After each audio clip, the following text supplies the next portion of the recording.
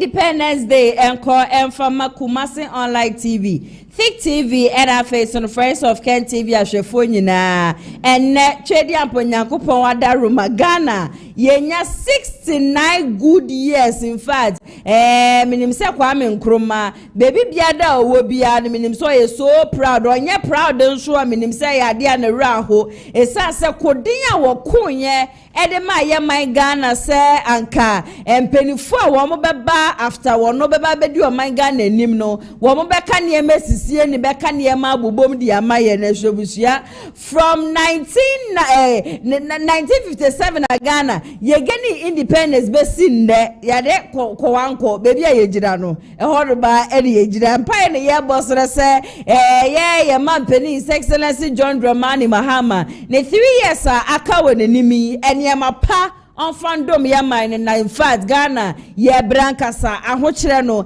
yade a kyese adokro yankasa ye pia kro abuhua empianti ye se ye mampani said you no aka se ba wa ba no be reset Ghana no won ka ne emesisi ni ye mfama yen na ye man Ghana no so no on reset emfa emayen meda obi bia da semu ada ne de nyina moje brebe hwansempa na ya sewa me betina video manum se de beso mo se shoulder djumede minim se enne day no eyade amohoye enefiada matena sesu de na mo amaniti asensem no mabonne bede ankasa mide ni nyina no eba beso mo se shoulder djumede ntima share subscribe to the channel ma me thumbs up e wo honom na wo video yi so e ma wonu bi ka che obi foforo se ya se wo ba kukuduro fo ba no nso hwe no enefiada nso watena se ya chese holiday edition ankasa wode eba besum ye nyina na se de da ne de nyina me ne mo asudi no mituja no wa say ya na watu woso de e de afa comment section asenso e de amaye enenso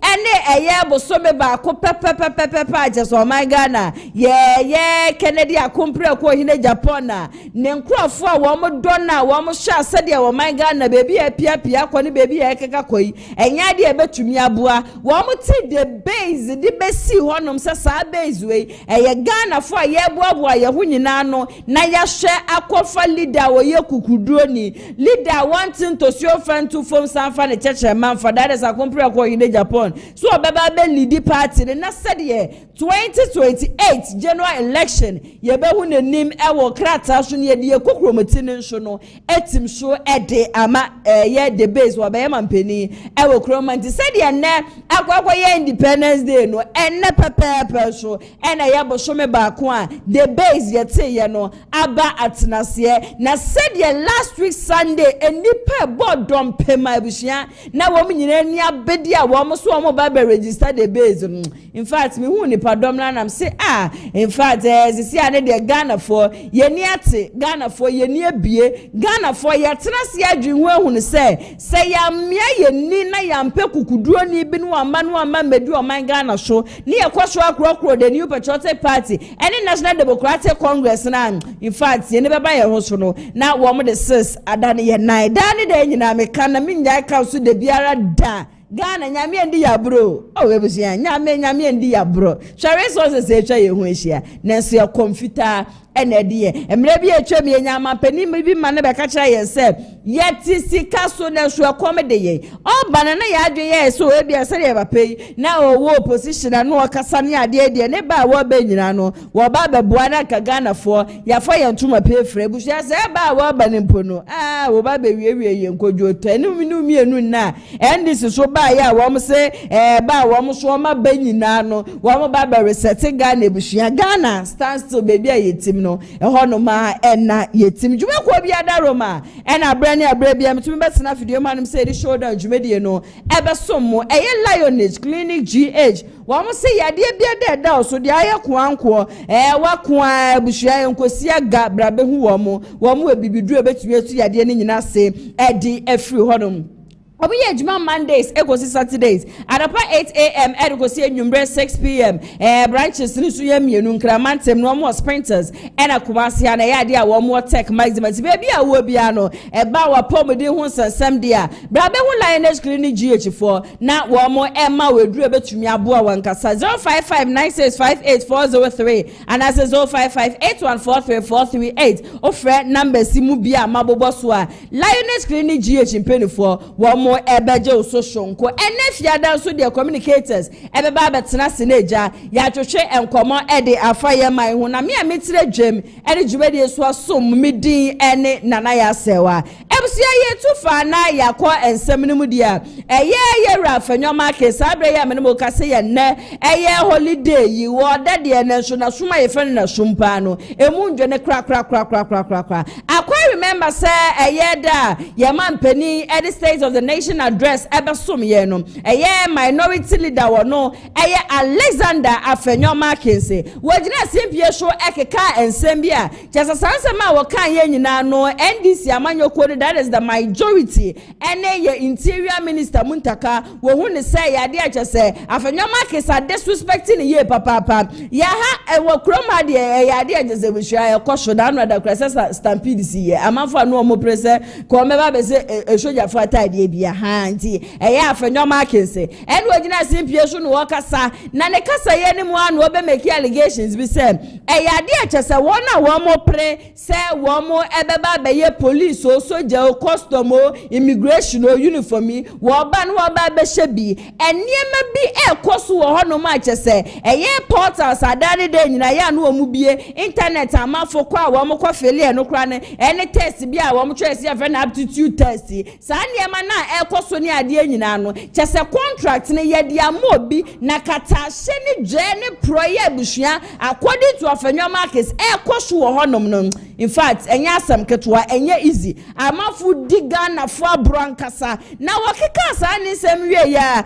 eno sande ba betwem se ye interior minister mpo Muntaka wo ye niema bi wo suma se echese sa niema na wo ye no enya de ebeboa wakanya na Muntaka so sole ye no ka kire Speaker of Parliament say asema Alexander Afenyoma Kense kike nyina no de nukura bi anim ensema wo ka nyina no de just wo try so obegu NDC aban nanim ase na me no so nti no wo mo ye ya se nka Alexander Afenyoma Kense wo mo de na ekwa pie mu privilege committee na privilege committee isu ye committee bi am se wo na MPs a wo mo Parliament House no se wo bi ye bibi a chasade ne nya ne de nipa ko se de yekosi ni high school a ye wo DC disciplinary committee a wo ye bibi boni a ne abodi ne na ya sewa ye su di phone na be school nti no kofra ma me bra kofra papa bi akotere fie 2 weeks no ha ukopie mo Parliament House a wo mo so de wo honom privilege committee na ye ka say Afenyoma Kense ye do ko privilege committee ye nim na wa akogina akoyi nsema no ho na Afenyoma Kense gina ne national so you know what I know.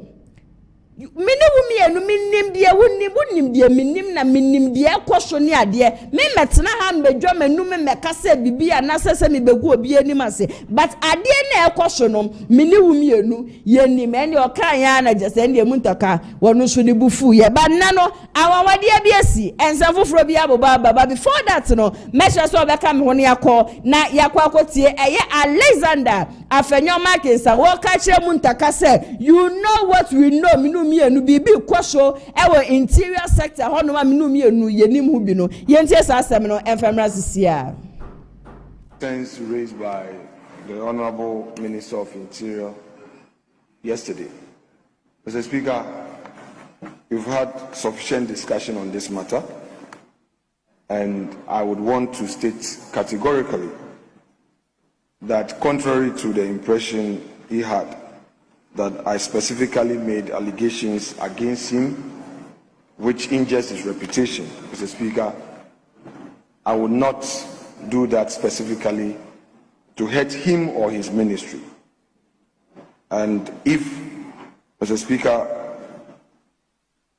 the text, Honorable Minister of Interior, I'm not too sure you want us to deal with this matter. I'm not too sure. Because you and I know what we know. I repeat, Honorable Minister of Interior, I am not too sure you want us to pursue this matter. I repeat, because you and I know what we know. Mr. Speaker,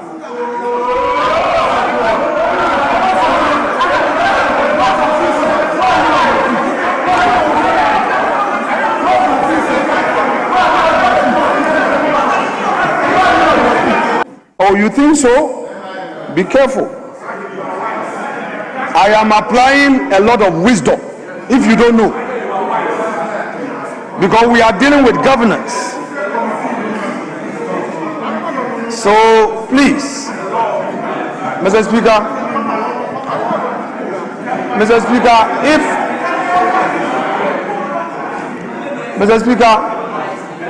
I have heard the majority leader and what, according to him, he discussed with my colleague Habib. Indeed, Honorable Habib tried reaching out. Because I was in a meeting, I just texted him.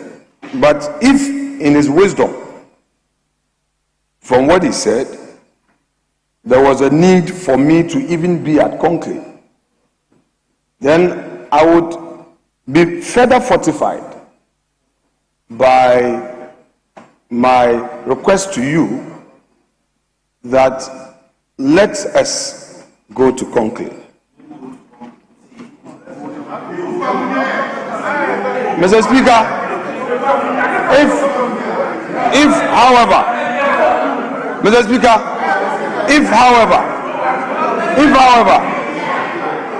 there is no need for us to discuss this matter, Mr. Speaker, as you said, let the referral be made. Let there be a public hearing. Let Afenyo Markin, who these days is seen as perhaps, according to the allegation, I'm saying something which is untruthful and all that, and because of that, it is a breach of parliamentary privilege. Mr. Speaker, you have the wisdom to exercise a discretion. Alexander Fenyomakens, our minority leader, and your quote and Samba, and into that time, lady Abama Kukudro for Wajina Simpia, so still will repeat it as some now or Kayano, when him dear Wakayana once a son and the Biarada. In 10 years, some the Nebaqua, a year privilege committee, I won't cry up a public hearing. Yemi and two now one can be Biada or not Fenyomakens, or Nim say, a yadia say, and ye be a porter to Tumsa when need home. So the Bible says, so for uniform, police for the custom for the immigration for the any idea. Sa aptitude tests are one much run. In fact, any of my body be question honum and interior minister. One also the position as a secretary no, just a contract to be able to shuni adiano. Nina near my entry MYMI. Now for your markets, there will you be a wakasa. Ghana for baby the nana what genus was sign and Bama kukudro for Bama just wakano crab Bama were ye board Bama once roche every to me can say MPP Amanyoko and Kamodia for your markets a crab as who made in a party in him cry. And 2028 impono wamatoa ba de amane sanse wo mu ne se oye presidential material enam sede wo gina ka no kura wo ka asem abusua once sana no afi de ya kwada so de ya Alexander Afenyomakin scroll ya na wo gina tumi de nsa bo ne bo e ka se minim de minim wo ya we se me ya we wo pe kra ye nko public hearing montu san friends am chofo nyina megu om form cameras ne e wo microphone message so na meka no kra no ene Alexander Afenyomakin be ma yemre be ma so sere muntaka nkasa muntaka mfa ne bo ne nche no bibi bia da wo ka ye bia no onim se wanka ne ye no wan hyeda se wo gu eye muntaka nanim asinto onde opamuntaka chew kotodwe gu form ensa dansa yem muntaka ehwehwedi amponyankopo wanim onhwe ala anim na wonfa nanim to fasting kura na agese wo ye no na wonfa wo no Afenyomakin ne form so enche no na emre eko nanim no bifansa no beba abonte beba beka bibia no beda hwunie so na wadwenwu mienu ansa na waba beka yenkwe ne asaso nkotie ya Alexander Afenyomakin sa nani abedi a wo pachew osre eye interior minister muntaka se onfa ne boni nyina no emfa nche no yentie sansem no so efemra sisia. Concerns raised by the Honorable Minister of Interior yesterday. Mr. Speaker, you've had sufficient discussion on this matter, and I would want to state categorically that contrary to the impression he had, that I specifically made allegations against him which injures his reputation, Mr. Speaker, I would not do that specifically to hurt him or his ministry. And if, Mr. Speaker, the text of my concerns reflected so, it is hereby accordingly withdrawn. And, Mr. Speaker, as colleagues, when a member feels strongly about a statement which is unintended, the right thing to do is to withdraw and apologize to him. Mr. Speaker, I proceed to do so, and to assure him that concerns that would arise out of any matter shall be properly be brought to his attention. But on this matter, as I've said before, I will repeat it for Hansa, that anything related to him or his ministry is withdrawn. And again, apologies to him. Mr. Speaker, that's it. I leave matters to rest. Yes, Honorable Minister for Interior, you've heard the minority.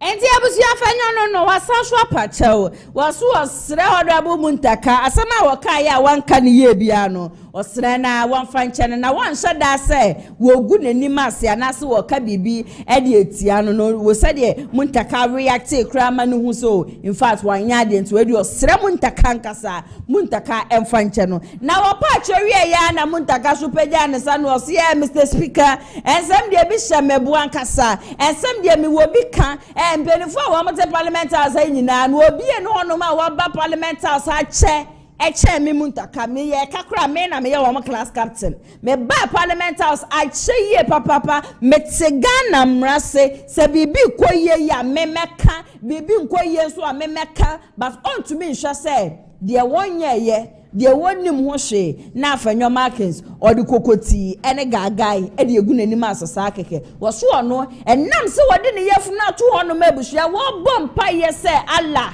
emfa ne bani nyina nche no na inhira bia de safata ono Muntaka bia no wonfa mani ntino or the afanyo markings boni ache no but afanyo markings onko na sa mistake no emani repeat biom yenkwe na yenkoti honorable Muntaka ne nsemo no so di to dwa no emfamra sisia. Mr. Speaker, it is painful to be wrongly accused or your action to be misconstrued and be labeled differently from the intention that you have, especially when it's connoted with criminality and heavy wrongdoing. Mr. Speaker, I've had a great privilege of serving in leadership in this House, probably with a greater respect and with all humility to my colleagues. For those of us sitting in the chamber now, I have served in leadership longer than anybody, and I'll be the last to thwart efforts of leadership in trying to help run this House, except to say that, colleagues, remember most of the times I keep saying, please, let's respect each other. I will be the first to always say that fight for the right thing to be done. Make sure that wrong things are not done. But let's not do it as though we intend to destroy each other. I am heavily hurt and heavily worried. But who am I to say that if a colleague acts using the same spots or the same microphone in the same chamber, now comes back to say he has withdrawn and is apologizing? Who am I to say that I'm going to play God and I will not accept it? I accept it wholeheartedly, and I pray that this guides all of us, myself, the hardworking service commanders that I have, the hard-working staff at the ministry for us to continue to do the right thing, and to also assure the minority leader and the minority and the whole House that if there are anything that they think needs our attention, we'll be more than happy to look at them and address them.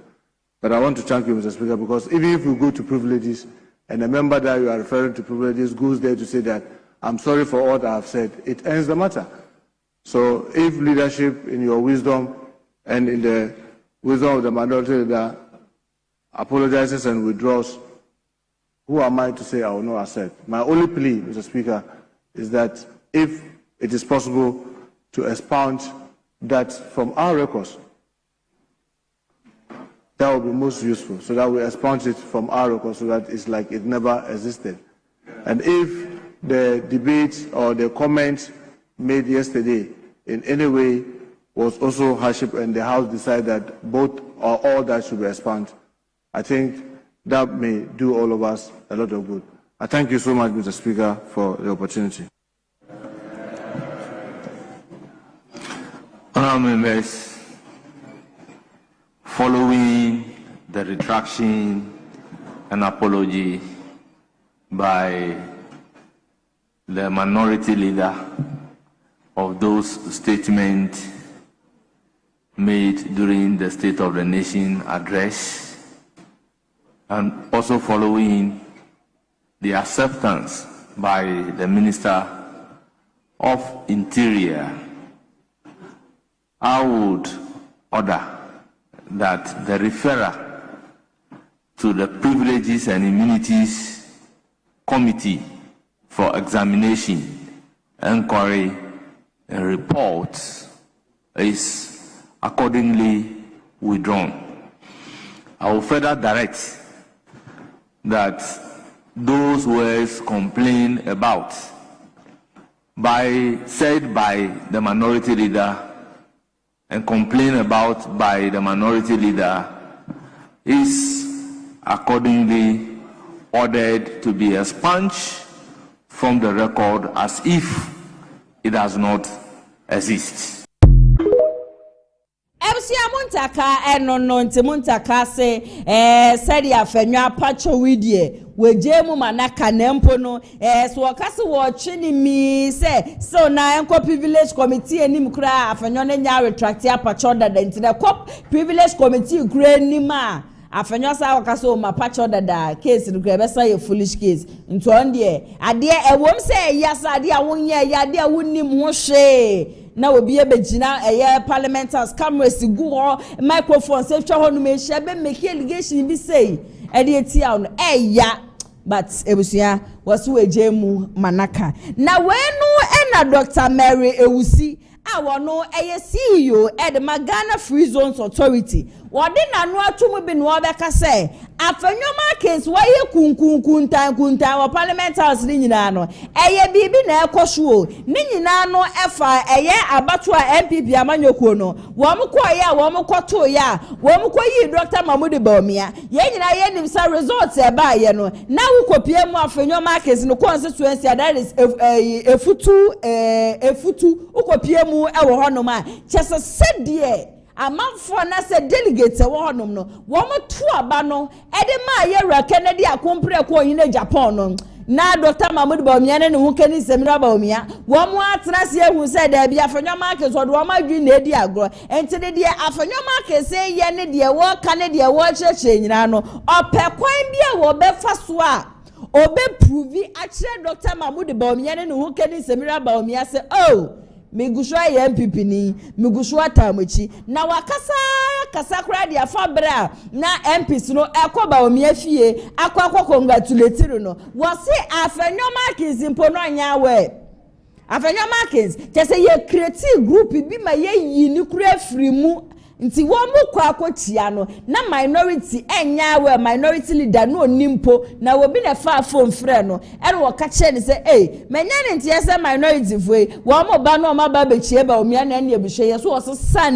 na ne mpabo ehye ne na ne wo die mirika ena hu okopie mu wo honom na saa time no yesi eniema bi ebusu akeka ko ye ne ade anyina no at the end of the day no yesu po wo bi anje say prempre ya me no mo ka say o hye MPP amanyoko na sa party ni nyina ese de na so a Samira Bawumia ni nyina ne say obaso oba na obeye first lady ewo krom hanom say kam ho ne yenko na yenko tie Dr. Mary Ewusi CEO at the Ghana Free Zones Authority some of the two dwa ne nyina no emfamra sisia so mo hu say saa na we KennedyAgyapong ni pe ne Bawumia wi ni ene ekokreti DMB for president 2028 o mo create sa platform no mo yi afenyo free so it is over here wo mo kwatia Bawumia no afenyo marking by late no nim what baby press conference what baby cry at the press conference so before say hey afenyo where are you one mantama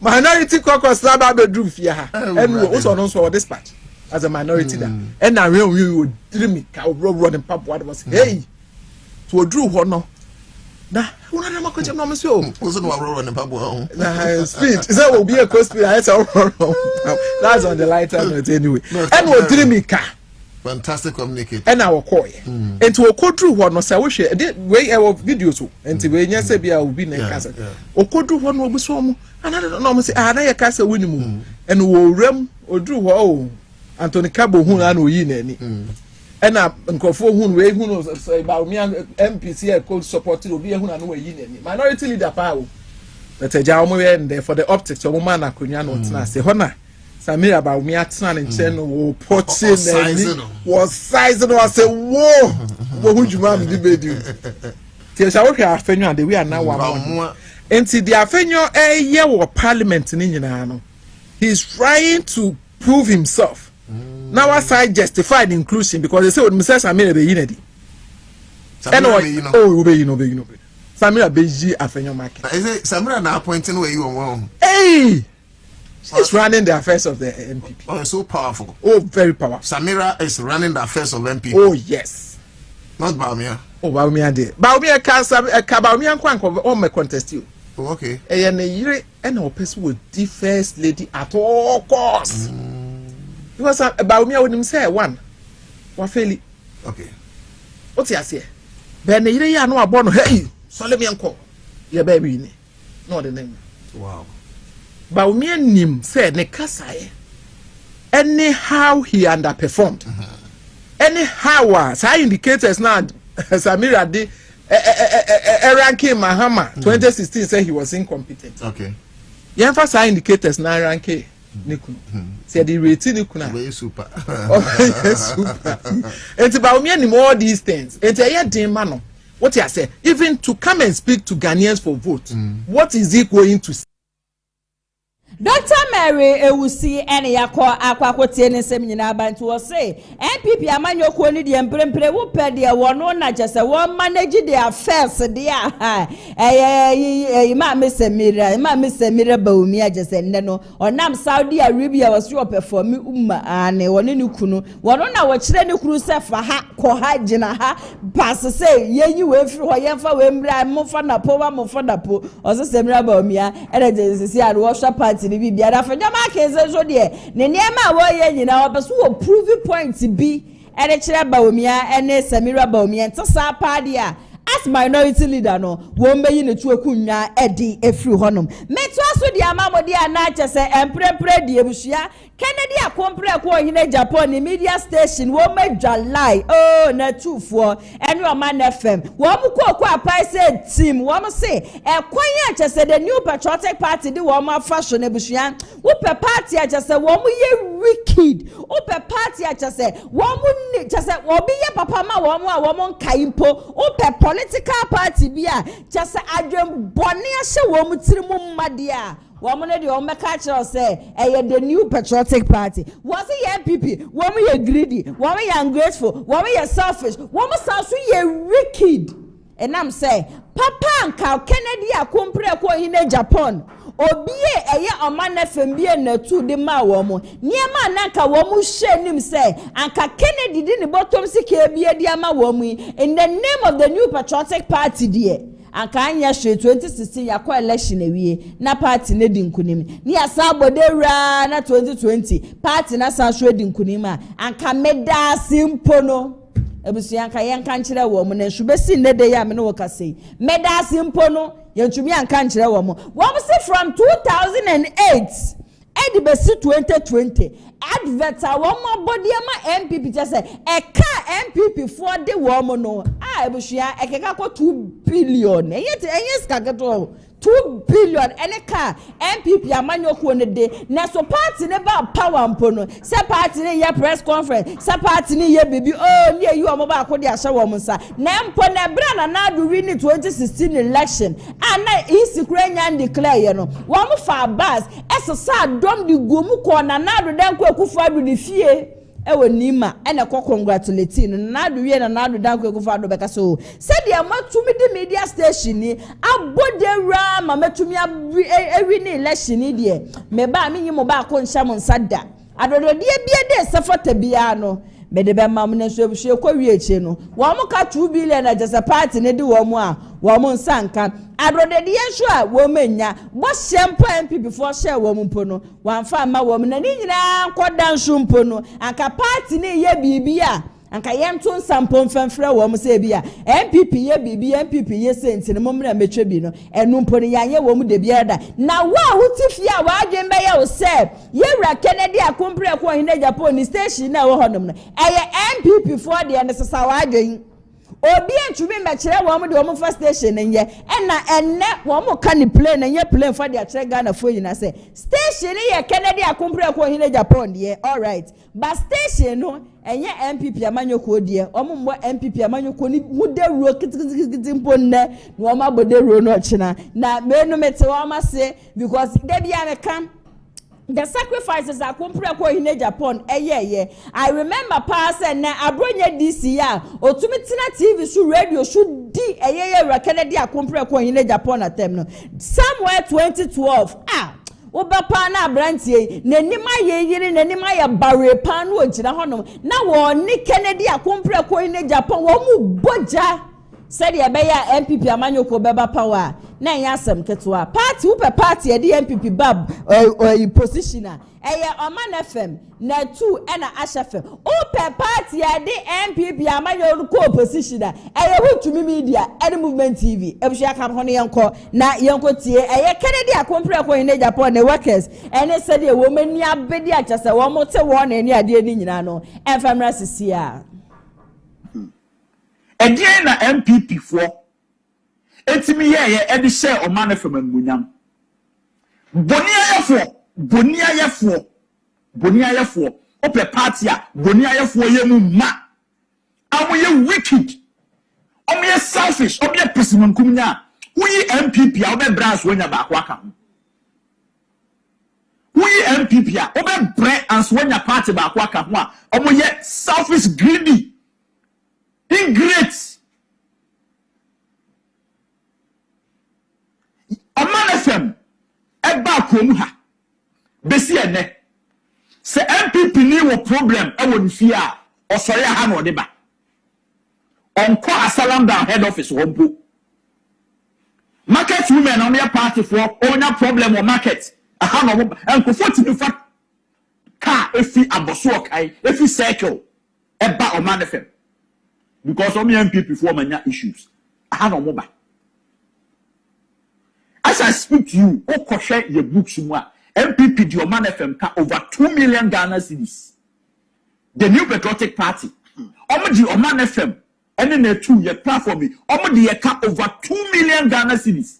Advert campaign adverts from 2008, 2012, 2016, 2020.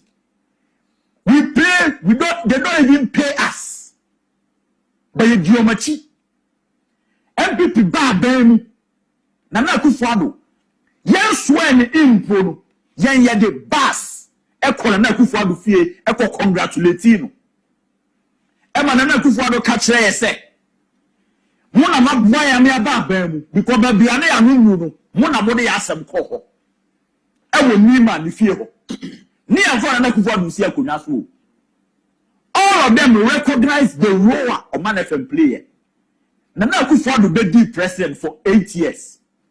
Besides state institution ben ana oye ni media budget and media campaign na ode Oman FM.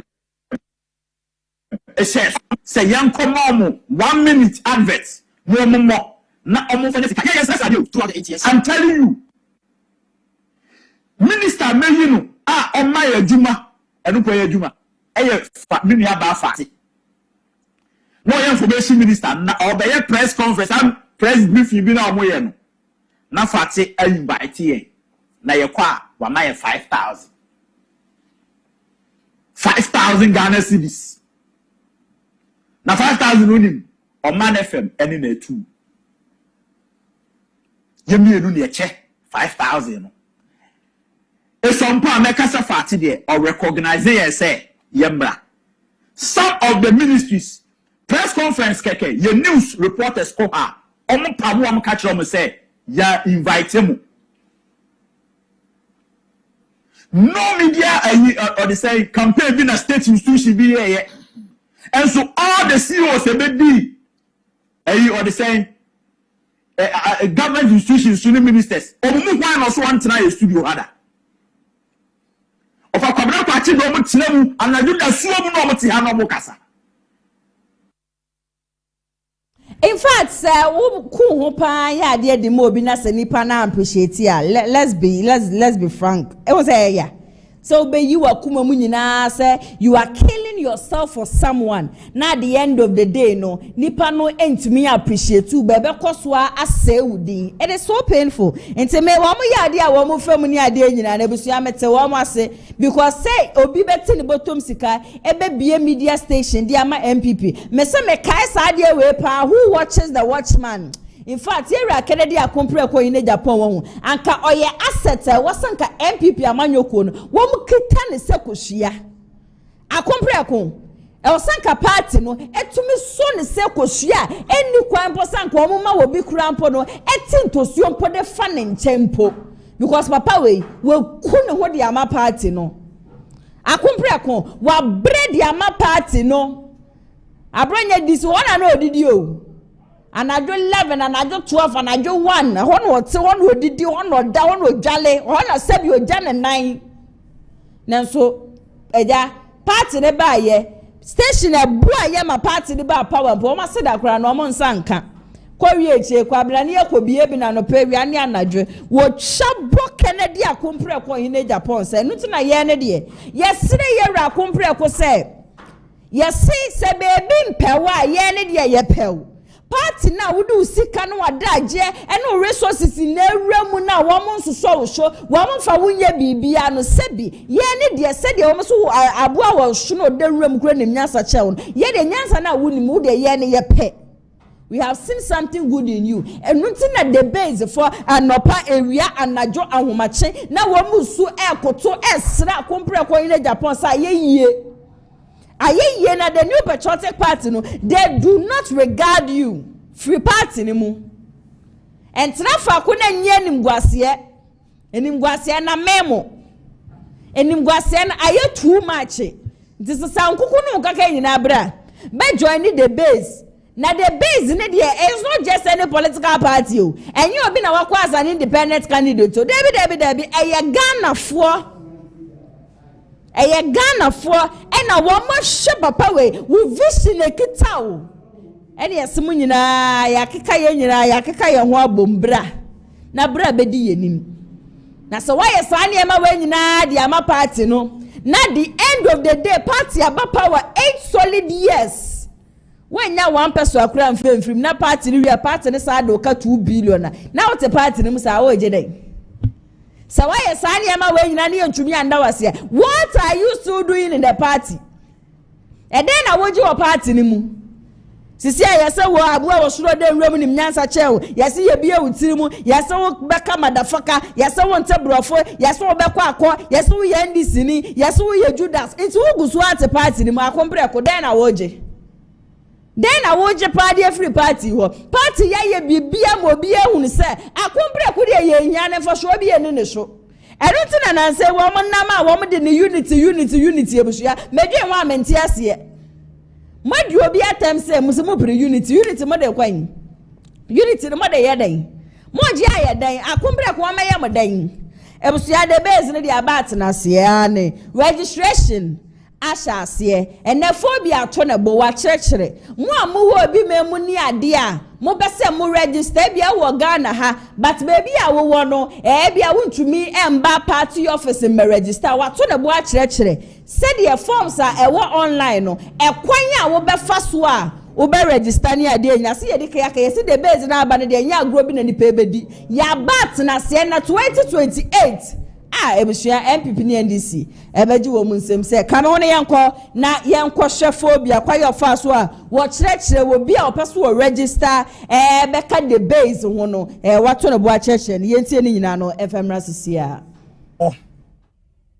abankasi kan kure na me so me kan kure ne yafa ne to papa de imfira yenwe no bebre busa se ekwan be so me fa so register the base no ini simple uko online no abo thebasemovement.com ebebia amount ebiema o say ya won say the base Ghana first jobs for the youth na woro akodown uru kodown say ya ubehu aromi no say bakoye green bakoye red green ye wo Ghana register base Ghana no akreke so mi say mi ni Ghana wo abrochirinti no US na ma mia we so na bia ma me eni na owro akosoro eni uro kosoro a membership registration form full name and ho no na udin ahye ho ubezi Ghana no akreke Ghana so bezi the aspra na akreke the aspra no so uya o contact number on arrow contact number no mia arrow so ono no man be so baby a wo bi so wo US a no bo US so country bi a wo so bia no omia eno ahye ho uya age na no age no so ahye ho uya uye bema anaso yoba no take box no baako uye oba no take oba uye bema no take bema eni no ro akọ form ebebu sa code o password maninka utrim o password no tro to baby menyira no ene dan nyira no uni bebi babo password no ahye ho ai uya no fele email address na ne no so aide ahye ho ebebu sawo se adwuma be na wo ye teacher ni wo kira de adwuma be na wo ye eno so wonya adwuma yes or no na unemployment no employment na one no eden employment na one eden yes or no na hye ho na what take ahye ho we are ako education level no omia education one ko school onye bia and was none we are na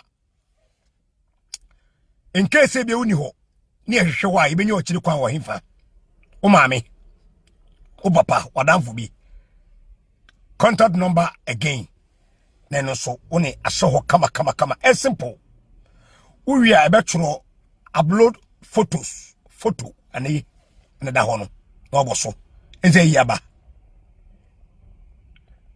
photo library take photo choose file it yo bi ano opasa utwa ho a na utwa ho obi wo file mu a na no hye oboso a na no so ede na na hye ho wawie no all the form na wa filling in nyina wie no e be yama wo sei nti oni ya oni ni form na o fill ni yadwen a o atwero agree the privacy agreements na wa click box no so kama eni uria o say submit register now submit. O submit ready sana. A chiron because of women feeling in rent, no intimate famine coho. Na ebe more permission 2% donation be ma the base na ho. Idino ho mobile money so ho.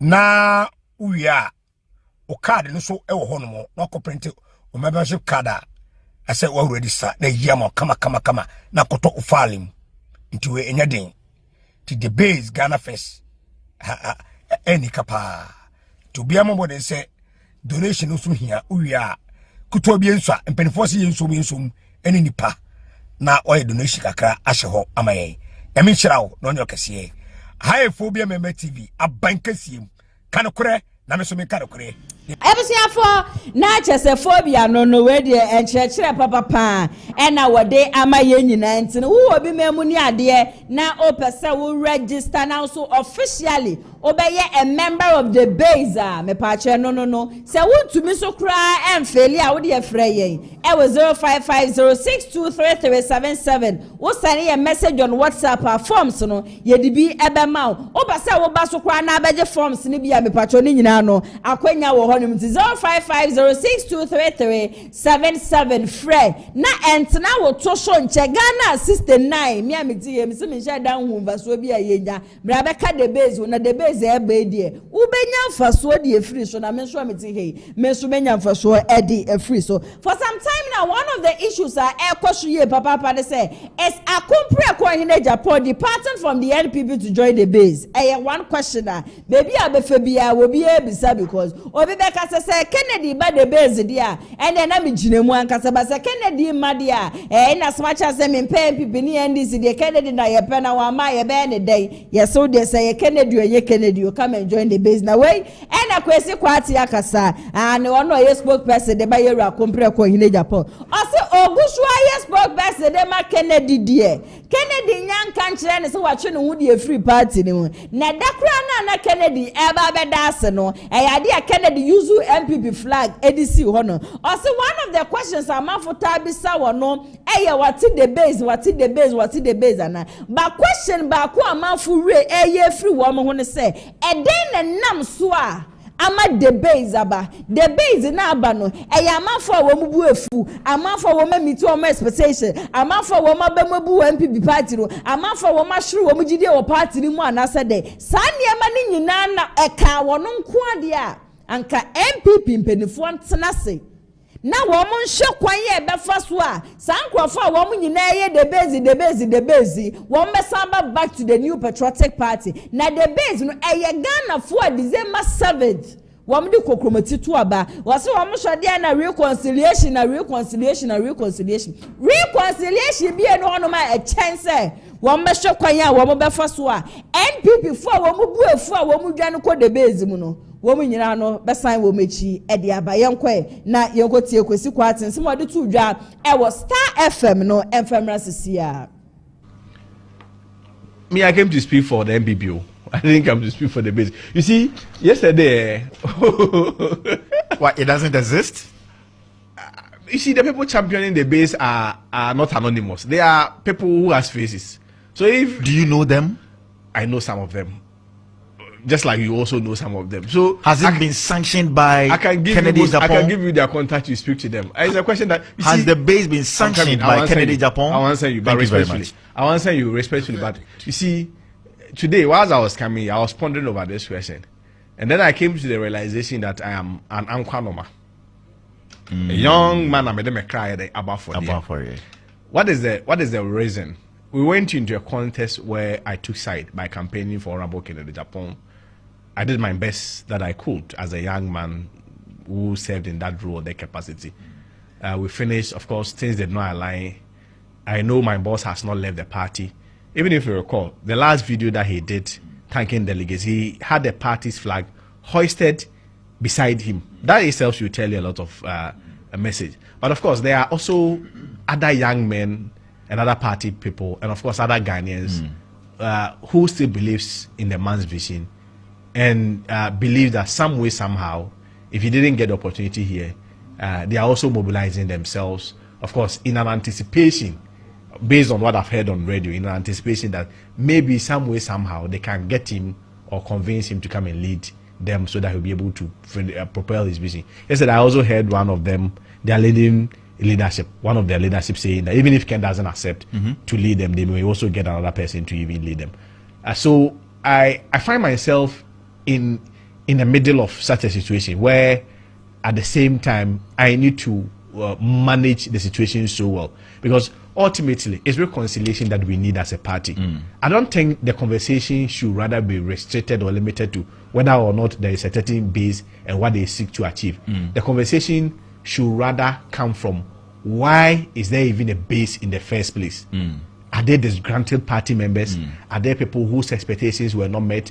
Are there people who feel that the system has not treated them fairly? Are there people who feel that there's some certain level of apathy in their own party? Are there people who are despair, who are living a life of hopelessness in their own party? And you'll be answering all these questions. Yes, so that leadership and of course all of us do find antidotes to some of these concerns of these people. We don't let it be that, oh, anytime Kwasi Kwarteng comes to radio, is it Ken who is sponsoring it? Is it Ken who is behind it? Yes, no. Today I come and say it's not Ken. The following day they will come and, of course, in an attempt to make the argument, they have to discredit me first. Oh, Kwasi Kwarteng is not even the spokesperson for Ken. He was, but not now.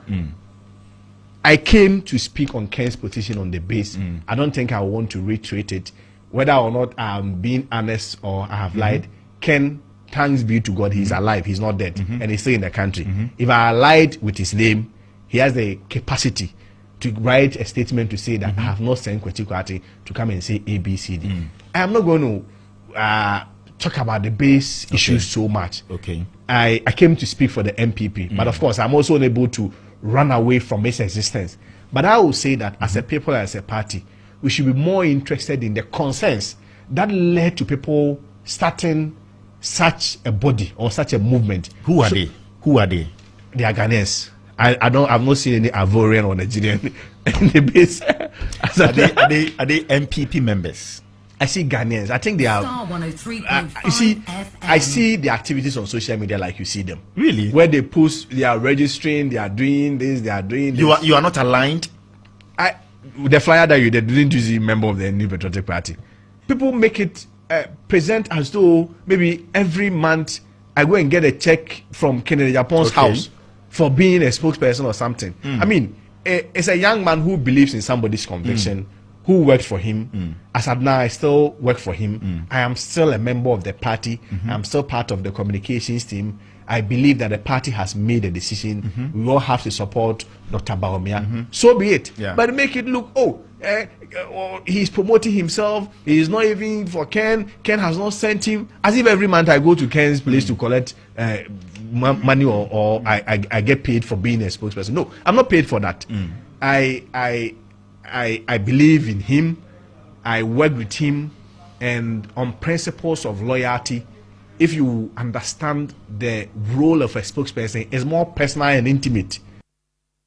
Spokesperson the KennedyAgyapong KennedyAgyapong lawyer Kwasi Kwarteng and yakotie ne nsem nyina no aba no wo bisa se wona wa makodwo ne de base kura no wo mo ye wanfo wo mo ye MPP fo wo mo ye wona agese na wo mo hwe nim se bia Kennedy beba na Kennedy amba ana wo mo ye nkrofo agese wo mabu wo party no ana se de eno ene ade e wo se mpanifo no wo mo hwe nim se de be ya wo mo besiesie. But one of the things I know is say obia watching no free party no man was so ye de base ni bibie no no mamo beka ebe ma nipa na sansan le chiaba se oba be join MPP amanyoko age se bia miracle bisi anase bibi shunku bi esi ente sa pa dia I know very well say entumi enya simple sa ebhia eba na MPP amanyoko nmu a ohun nipa ba ko a obetumi ama party no atena opposition a che aya brante na ye friend Koka.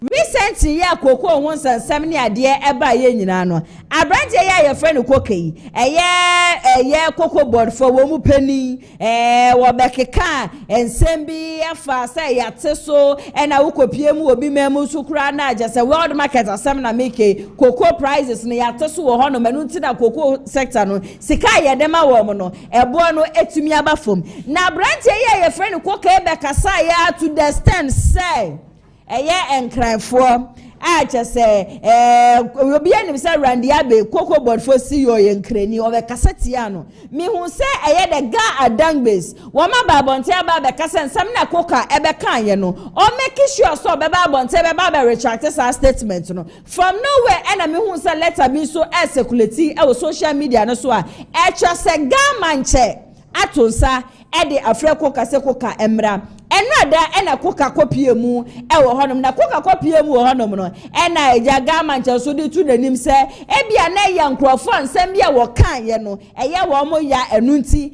ena o ma ye se ga manche atonsa de afre no but eno no ye se wonko na emre pemu no yabasa atonsa officially e dia friend but letter na circulate ni ade ni nyina no enya ade aga manche atonsa e de a friend but wo mu ye hwehwemu ntini de besi bia no definitely wo masa ama na sanso aba the same abrante ya friend Koka ya ena sa ba bonte meka say enne na nabi ya wo press wo be ba ye national chairman first vice chairman e dia ma MPP amanyoko no on sem fata a son say Dr. Mahmoud Bawumia 2026 NPP primaries no one support ene ero na si edu enchu wakopie mu onua video credit ne nkoma wo mo wo de asem bia tudwa wo kire se obi a wo begina baby akase in fact abrantie ba party mu na nabi wonye bibia amfam aba omi onye bibia amfam aba party no nipa no your trofo on wonim the sacrifices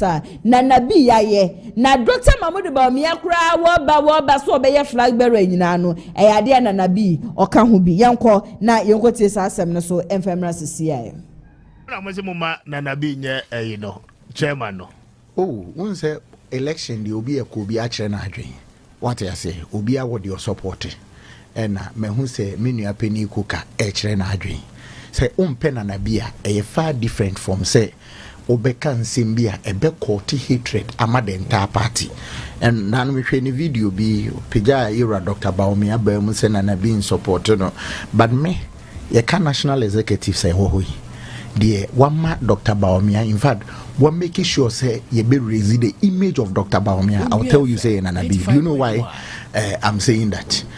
Okay, Nanabi, National Youth Organizer. Any program of the National Youth Wing, Dr. Bawumia was there. Yes, 2019 Nanabi die could see Tamalebi say 2019. 3 days pan walk be my Dr. Bawumia di enim e de kofa wa Tamale. Bad test com programs and Nanabi frontline Dr. Bawumia. A lot of programs you could clearly tell say the National Youth Wing was actually in line and in sync with Dr. Bawumia. Me de na bidie me hun insanu anyuma. I would vouch for his competence. Everyone will have his reservation about Obi, but I know interest party now. To say 2028 nyamia dom ye the end Dr. Bawumia, whether you like it or not. Upese wo yikyerese wo ye party ni na wo kyerese ampa osum MPP abanyoku na enya afei na obekọ so disaffection bi ama Dr. Bawumia ye nyina editwi agikrada atai Dr. Bawumia chinti. I mean national election dey kwa sanchichi mu ne babare. It doesn't mean say we should court any hatred for Koka is so executive ada Koka ni executive. Okay. Okasi say o executive da be ni ko to abaye Koka executive. Diabolic ya o de pa Mr. Speaker. Diabolic say bia na party na Koka. Aaron esiedu ene yakọ akwakotie ne nsem nyina aba ne nti wotie ne kasa ya wo se na nabi dia wabo adwuma na nabi weku ne ho wate wa ye bidia Bawumia nti obi obeka say na was na wait we busi asem we kura yeke is it comboju say obi support Bawumia na obi ati support Bawumia sa se nko obi kasa me support MPP ene ade ntine ye to aba obi antumi support Bawumia santi so obi an support Bawumia eno ne nkyerese nipa ne nye MPP ni ena eno ne nkyerese nipa ne ntumi contest nti sa issue na mashase am resist ne sa ne na mashase am ye ne yebesere mu muntieti a break e wo hono obi ya ye MPP ni ena se na nabi yo support Bawumia o wan support Bawumia o ye MPP ni no won kwanya nso se obe contest sa ne ma we na busua wo mo ye 2024 enam so ma party no lose ye no eniema bi say ya eno mo ye ya party no ko opposition instead of sanka wo mbesua wo mo lesson no eyade a wo mugusu a wo mo eye sadie enjuma ko bi adaro mana dane de nyina metubi di shoulder djube de ye be so mo ntine ma mentwa me hu sima enwaje aboafo nkrato emfamra sisia Abusia Yarebe Emma Ehawo, and the Jibre, nomin come for Lion Age Clinic Ghana and Famau. A Hankwa and Abe Puma, the baby be grow as so Yare, Abusia Sa Uba be Puma Haseya, yes, son and Nami Yare to say, syphilis, gonorrhea, candidiasis, the Alipa do not see a friend of white. Hello, everyone. My name is Dr. Maxwell Aziz Mensah. I'm the founder and senior doctor of Lineage Clinic Ghana. Our mission is to provide you with exceptional herbal medicine treatment and holistic healthcare to all our patients to becoming a healthier you. Thank you for trusting Lineage Clinic Ghana. Lineage Clinic Ghana, your #1 healthcare expert.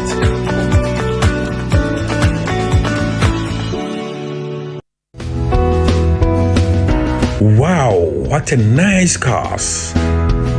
So peka eye niti pa afeni eye finsu so ede abadia. Contact Danis Garage. Hona benya ka tiapo a eye niti pa ato. Ka efeye eye latest models cars aba. So pe eye Honda CR-V. Anase Toyota Tacoma, Toyota Land Cruiser, eye Sparks enkitin ya eye huba ube. Ninjina ubenya bi ewo Danis Garage. Si say need to be cry ede aba eye Honda CR-V, eye hybrid engine capacity no 1.5 entry fuel. Ubehu Danis Garage ewo TI Ahmadiyya opposite onwa. Frewa homa true for 0550 623377. Eho ana Danis Garage ewo.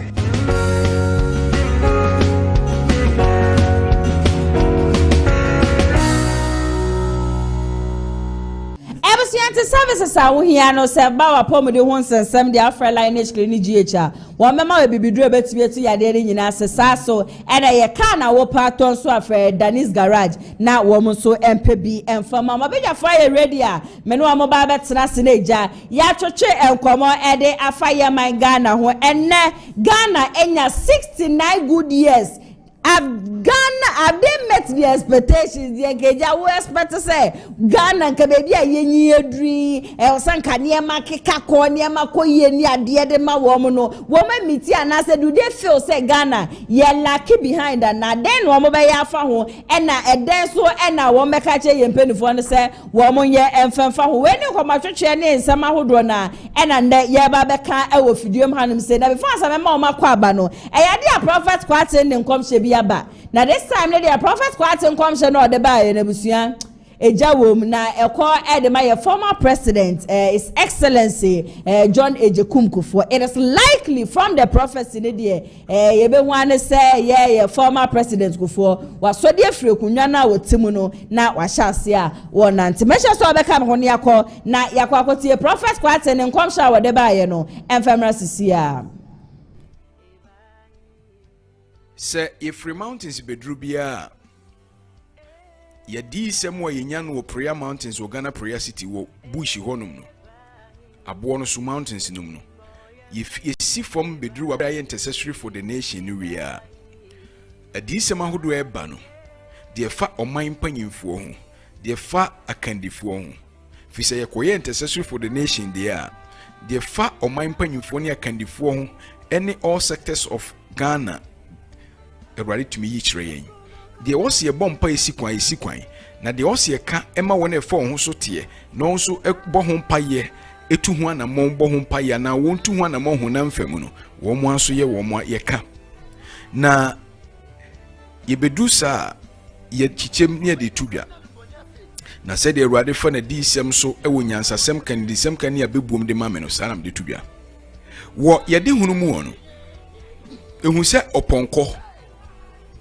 Ponko a yesiesie no na yede amanyokuo kase bi ahosuo na apenti ponko no ho na me husi apenti ponko no ho blue, white and red na ya amanyokuo kase bi ahosuo na omde apenti ponko no ho na eye blue, white and red na omde apenti ponko no na me hu se ponko no ekono na ne nan na chi ne nan na ewa achire ne baako won se emwa ne gina ho a omu gina omu nan na chi sei no ba bia pu aba eye na hia ye no so ne po no so no na mehu se ahwan ene ye de achichirede enye achichide o achichirede ade ye de chichire biribi brofum ne beka se bandage na mu se omo de bandage ye de nnua atoto ponko ne nan ho na omo de bandage ekikire ponko no a ye de saa amanyoku a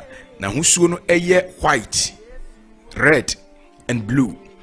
Omo de akikirede ade ade kikire bibi ne ye kana akikirede etimu se de nnua gu ponko ne nan na ewa akire na ahwan no enye ne nan ne nyina na ahwan ba ko ewa akire ahwan ena ayese nan na ahwan a kanipa nke beka se ne nan no a twist etimu se saa ponko no ye de nnua gu ne nan no ho ena wo mo kikire ponko ne nan se onfo so nko etimu se ponko no ko na obre na ne nan miensa no pe ena ahoden wo mu ne nan no ewa akire ba ko na ahwan no a wapura wo mu no omu de nnua gu ho na ye de bondage akikire na ponko no ye de amanyoko kase ba ko ewo Ghana ha no amanyoko mienu ewo Ghana ye akase no mu ba ko ahosuo blue, red and white ena na ye de penti ponko no ho ena oko na nso na ne nan na chede na hwan ebra wo oko no ano mehu se ne nan no de edi kan no nso de animu benkum fam ewo so hwan enti ne nan na chide de no nifa no hwan ye ena animu no oko na ne nan no unse baabi omubu nkotodwe de da no unse emwa na omo nan ye fo bia no omu timi de omo na animu de no bu nkotodwe omu nkotodwe baabi omo de da no mehu se ewo so hwan ena ho so omo de nnua gugu ho ena omo de bandage akikirede ekikire omo de nnua toto enso ena omo akikire enti ponko ne nanimu nan no nifan ebenkum na hwan ena achesu hwan ena wobre ena still ponko no oko na ye de ahosuo a eya amanyokuo akese mienu ewo oman mu baako ahosuo ena na penti eye white, blue and red no kire masie ebra wo kono ano okoduru ba bi na musa migina ho bi na mehu se omampanyin na wadi ade pen wo saa amanyokuo no mu a oda so tiase na oye ni patenten na sebe ne ho emfa no papa ne ho eden ba o yusu akonwa sesei owa mehu se ponko no nante koduru ho ebra ponko no duru ho no mehu se niema 1 2 akoso ewie ye no na omampanyin no a ote akonwa mu a won sore no na wasore woni nyini brem ewa ahoden mu a ne ho ayeden wonante na ochiame na okire masie adenti na ponko no wokono na akire de no na hwan a wapura na omde bandage nnua akikire ye ebra omofo so ama na kro no ano odura animu baabi no na animu benkum no na animu de enso hwan ye na nso omde bandage akikire ye okoduru bia ayese edom kakra ewo ho a ayese adwenba abaye ne ade ekoso na saa omampanyin na wadi ade pen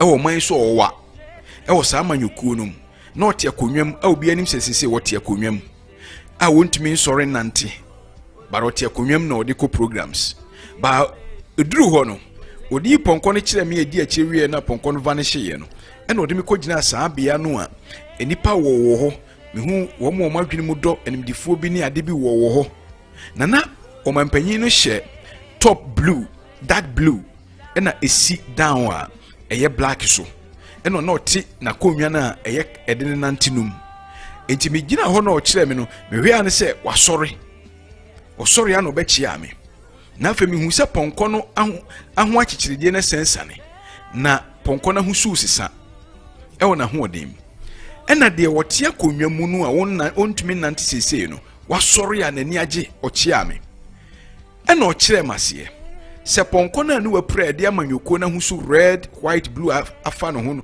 o de fa no ho se de mehu amanyoko kro ena ponko no susu ane nan no na akire de no wapura o makikire okọ animu de ba kusa ko pura o makikire eno so wo de akire na opese o de ka asem kire me na ade ne be pie wo opanyin susu ho no opanyin waka akonwa fi wasore no kire me se won hu amanyoko yi de me de kire we se ni be koso na se ni no amanyoko no be san sore gina se de owura no sore ye no na mo be fa owura no ne saso fuo bi na sa be gina bio na de watena konwa mu mpo obe sore e wo de akire me Jimmy this Prophet Kwarteng ene yakọ akwakotie ne nkomhye nyina ba no nti no wo bo mpae ahu na wakai former president Kufuor wo mpae bonim because nkomhye ne nyina no ekọ de man de ye hwe nim ase KennedyAgyapong Yankopon be na dom na obetumi asanso echina ne naso me communicators wo mo atena se Bernard KG Alexis were NPP communication team member Saso and a Kelvin Owusu Williams were also NDC communication team member woman and many womo eba to train komo e wo fidie manum side nche bia da wo no won so far with the efa comment section na say mama mo akwaba Alexis. Yes madam. Me ma akwaba. Yeah na. Sorry. Bibi aboko die. Ado madam. Bibi e ko yie die. Ne pressure na sama. Pressure na so. Obi abakromunti. Independence me receive visitors from Cote d'Ivoire. Okay. They even waiting me outside there. Oh wow. Mama so I she. Me to was eduma na so. Man nanti the whole day. At the right time I acknowledge them, yeah. Mantse. Kelvin, bibi aboko. Yeah, but bibi aboko. Baby afi ba boko. NDC amanyoko bibi ekoyi. Aban papa be di otimu se. Yana no bibi akoye. Me buy say traffic. Onze me delay. So obia okrom, obia atone yama. Otimu se ska be krom nti obia edidwa. Otimu za mani mo ayede ye pa. Okay, Alexis na Kelvin. Me no amona eba betwetwe enkowanti no latter pass mama kwenya na obi ombese muchia ne bia no motimi echia no Alexis and the Ghana nya 69 years. Ghana at 69. Have you met your expectations? Oh papa ye Ghana ni no wedi 69.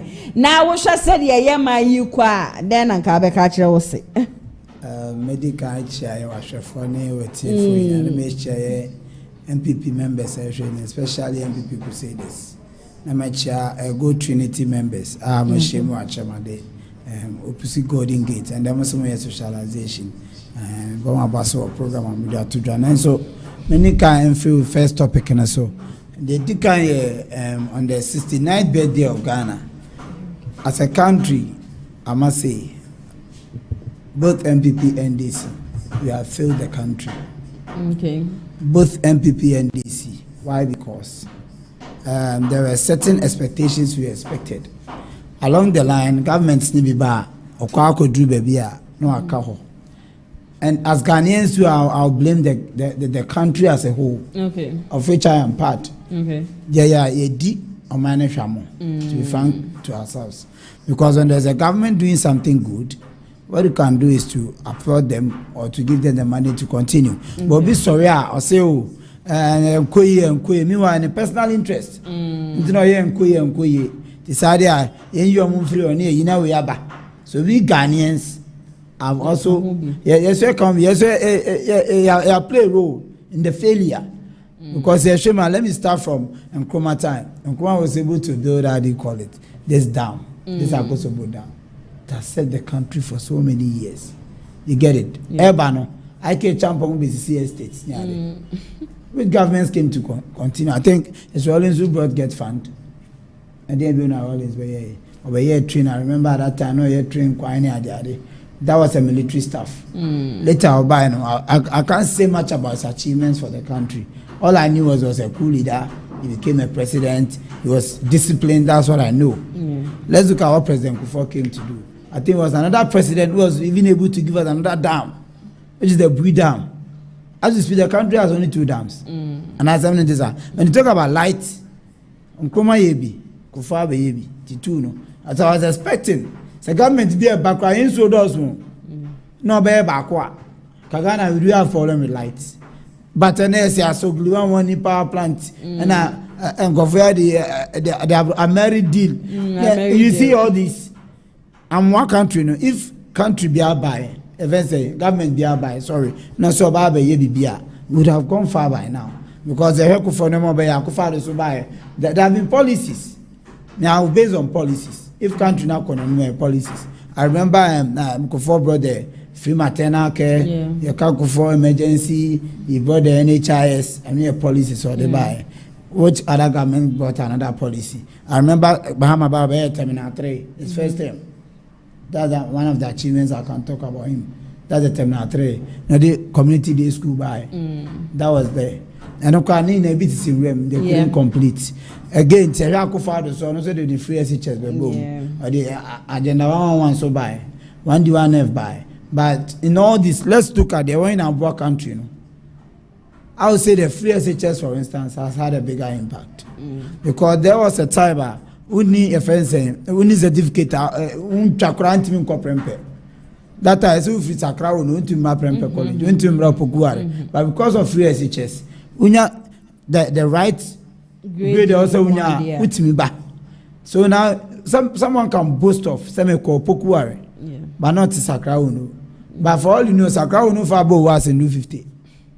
For all you might know, but due to the free SHS policy in Ebuano, the government has been able to bring education to certain level. As we speak, and even the other party has a position only 1 year. They are capping certain positions. Without HND, you can't do that. You get it? And you know, gradually, the bedroom baby, only was it said to cry, you can't operate in the country.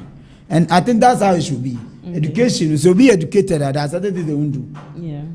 The others were educated, anyway, few. Major, school now could a rubber. That's been you had a better form. You won't do that. But you see, because of free SHS, Edwebina house girls are shorted. Obi a school. After the free SHS, what happens? That's where the government should sit and look at. Okay, so to you, Ghana 69, Yanko baby, because I'm looking at the policy though, yeah. But the way we expect the country to grow, especially infrastructure-wise, look at Cote d'Ivoire. They are the people always compared to. Dubai, Malaysia, but when you look at the Cote d'Ivoire, road system, road network, even the economy, they are to 50 cities, the same 50. That has not increased. What has happened to our country? We keep increasing, and then our inflation, dollar. Why must we depend on inflation dollar to live our lives here? Meanwhile, we have a lot of resources. Of course. Let me leave that one. You see, hotel we moving pick. A cigar and assassin. So how much we charge dollars for moving pick? When you are here, you can spend our cedis. Some countries don't even have currency in Godiagro. The Chinese, and the code, you can't go and play with their currencies. Or the dollar based business, as I call the other country. And the time you are in the currency, the journey, you can't control it. And you come for that, you just say resources, go there and find what you oil. When you can even produce, refine now, you can. Minimum one can oil near discover. Agreement, I know, McCoy say, a prayer refine, so will be. Okay, today, you know, Hano, a man then here to me, you see. Abofuna ammonia and mobile agreement, who may we, I won't produce my, but tell them more only. But who to me yet refining in your man, my dear. At every more years, after 5-10 years, you can produce our own. Yes, Sao Bonina, who is and we will let you go. If manage our own, our people can be trained. And you'll be free in member too. Sir, no, I'm 20%. No, they have how should that be? But the government, okay, be a heritage fund. Heritage fund in here, Chimasika says, comes one government in Sako boom. As a medical project, we are not being truthful to ourselves as a country. Okay, Alexis, Kelvin, Ghana at 69. What expectations have you met it? Okay, so far, I say Ghana na achieve B, but they also achieve ni achieve because ultimately say in penifona ebi Dr. Karen kuma mu yebi omo ye dam mai omo ye niam bebre but niam aye wo no ene niam de si aye nya ne de ultimately say ya nye bibia ye because we be say Ghana ni dru no endru bibia ye even development to see our ocean development and the Frank Becker Cho say before we can develop, we have to delink ourselves from the third world countries, that's Ghana. Answer the bit my developing no. See a delinky and free. First world countries, that's the developed ones. And so now about Ghana and see mineral resources, be brain I am not from the control my I bet me the amount to in place, now refining and yama. And a cocoa price bar for me. Kiet me a refining cocoa near BBA or Ghana. Kenya and say affecting to Ghana dear. You bet my say achieve BB. But you and baby, I say education sector na area on OBI and a part about free SHS or kind way Article 25B now. Yeah, constitution, yeah, free mercenary car home because someone say you drew baby, I been here free SHS. nti omo de ka article 25B no na President John Dramani Mahama the first term no on say before na be free SHS no there will be some challenges nti o decide say obey increasing infrastructure nti o decide say obey build e-blocks that's the first Mahama one administration no or na adwen so obey see e-blocks amai nti na expectation is say do ye free power nti na expect say President Nana Akufo-Addo no preach free SHS T on so o support free SHS dia ke so here den on complete e-blocks na kai because yes e bebreu ke se kono so we e-blocks na kai no na ne we here den ya ye no gradual because even constitution on say progressive we have to do it progressively and yes so here na at once because na challenges bebreu from feeding to accommodation even school papa mukra na ebi mu da fam school bo ma gidin pa obekone Crawford FM nti say ye because your governments no it should be continuous and yes obi aba na why dey open oko because Ghana there you want to make see ekoyenim. One of the things that I personally also feel say ma wo man Ghana no ekoechie say abalwe yaba to say agenda 111 na MP before ba ya wo ma ba besi ba hu the next government ebeba no eja wo honom because okoye sisi a yebeka say ye ne ye ba ne ye be chance na wo ba ye no wa beto aso na je say wo ba ye no wa be ye bibia and timemfo na ngasa no ye ka hu bi ena ma wa man no enko anim we MPP project we NDC project nti aban bia ba ono so pre say obeba be ye ne de na che say de aka no na aka nremu Seria Hospital your former president Kofo from ono to John Dramani Mahama okay the green book was say wom say kwine no manoma MPP by na na do Kofo by the same Seria Hospital yes ya and bushia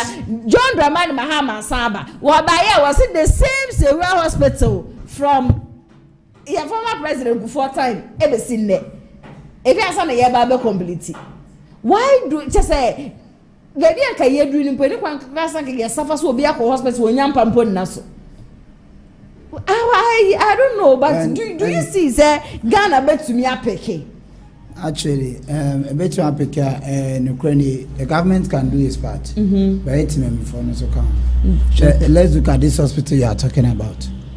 Imagine say a grants if not just grants your funding it will get to the contractor Matthew iso we say we are Mateso we say we are me yefi ho bakum na ne bibi wa ban ntimi nya no this can was say no meanwhile when the government can do something to make this hospital near function and the money then it becomes an issue. Mr. Government what we release this car but our own people who make it survive. So is it the fault of just because we have just two political parties into the air side? Like, do you see say Ghana even needs a third force to keep both NPP and NDC on their toes? I don't think so. Okay.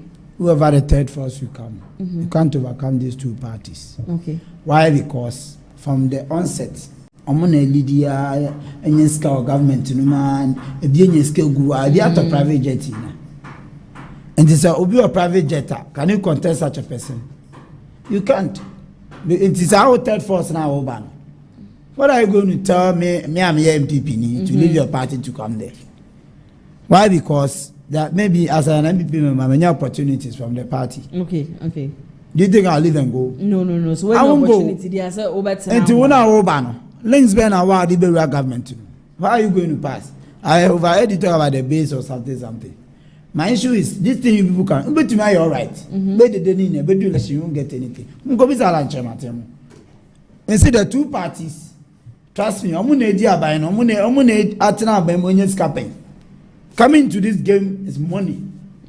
Trust me, how many MPs can you convince to join the base? How many MPs can even come? The kind of people he took there. What has happened? What's happening? So you see, say it should be just the NPP. We are talking about Ghana, not necessarily the base, but I say Ghana be two. What are we supposed to do? I was say a year two, and a normal circumstance, but the two no should be put on their toes, which is the fourth arm of government here. How are we checking them? We are not checking them. The media is a fault. Yeah. Media no crano. As at now, right information about.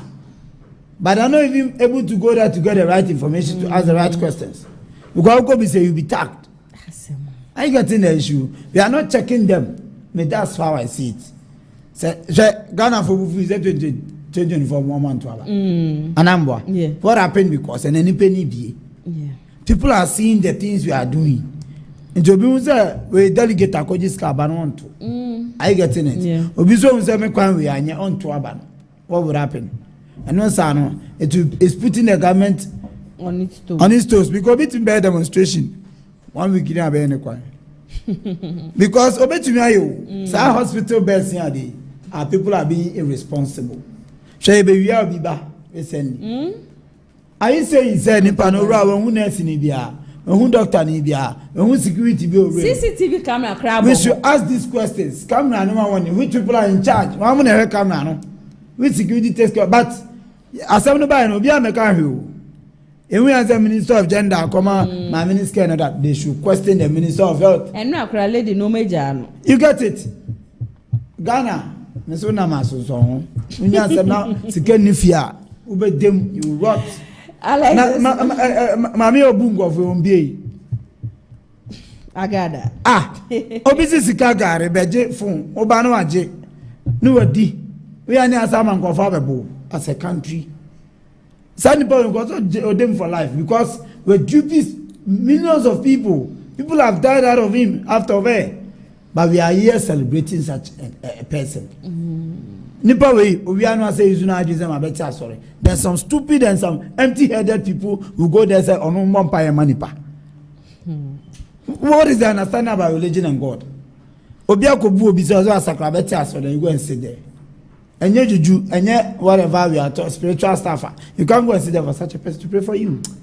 Alexis, what do you suggest? Say, young year to me, Abua mine. Okay, Ghana no problems na face no. Ninyi na free by the side.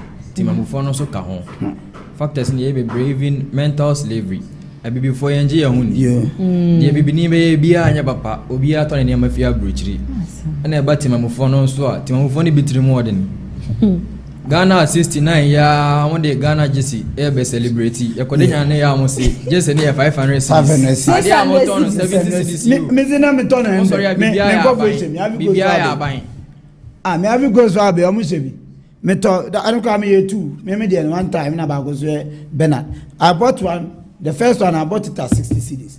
Omo design 100. The second one me ton 100. And omo design can 140. Me go be say 300-400. Nipa two are coming here they are 400. Jesse Kwaya said that celebrate our own country. Obi be so fa unyeska, obi be so fa unbuobi. Asofo kra ka won to mi, asofo otobi on asore dey akwankyere. Ghana see enya national values because you need values as a nation. My yanto tufu on konenim se si ade be che be say ya to lorry fair so. Ya to lorry fair mu.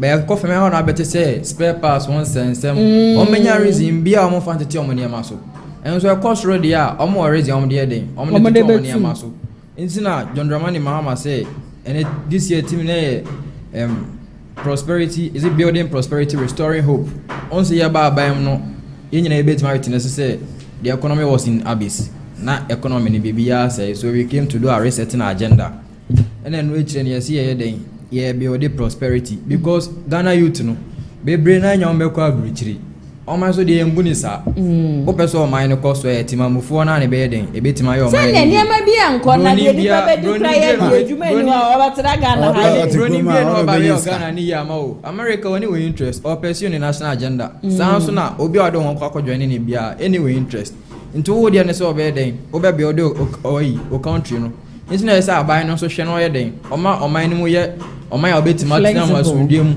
intina ye si ya no ye ba ye amane ma akokọ fam ne sa ne amane ma na ye business a e betima koyi intina ye restoring hope no ye restore Ghana for hope say Ghana betima ye den That's the thing for this year. No?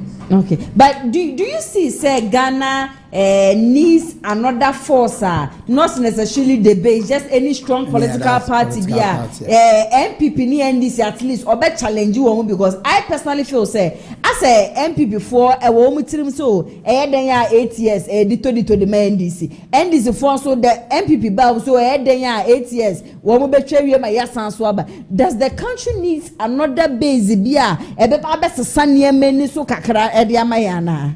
Maybe a drew the third force the any or Ghana maybe a drew a politics mono. Be a third force opposition they are. And I can be here because I be my so unya opposition to say the Nana Kufadunya any bino. On your opposition papa be then or put two on your toes. But on your opposition papa they are they are some because that's a unyo be a man and kawasem. But third force they are very because let's take NPP for example.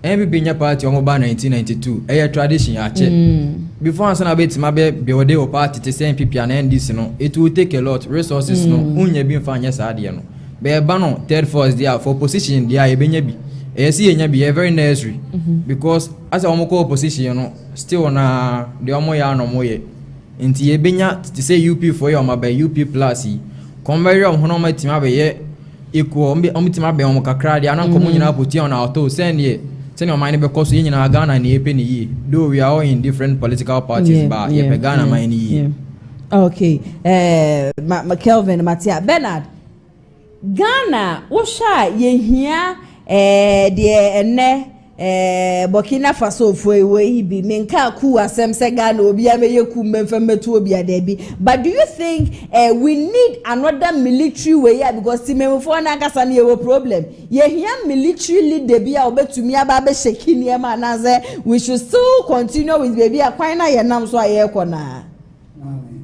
the country we live in now.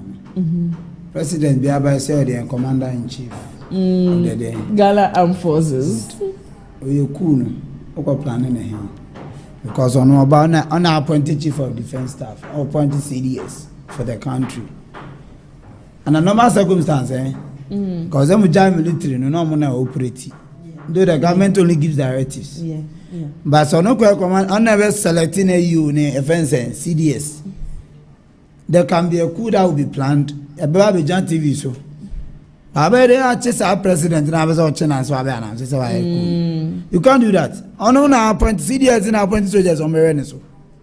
And those people to under attack I mean they want to be biase.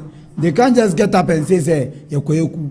Emfa Ghana Rollins Mutano zana emunya tight say. Rollins Mutano I ke free from no ma be ye eziguzi awoni no ma omo yeku severally. By our time ne dey nipa to nipa. Soldier for no every whatever the army, the police, the whatever no. But when they are okay, they won't talk. Why? Because you see a child soldiers got salary saying, "Oh, what is a defense salary? You increment about public that," and they will keep it to themselves. Because of 8,000, you say, "My government by weekly amount 3,000."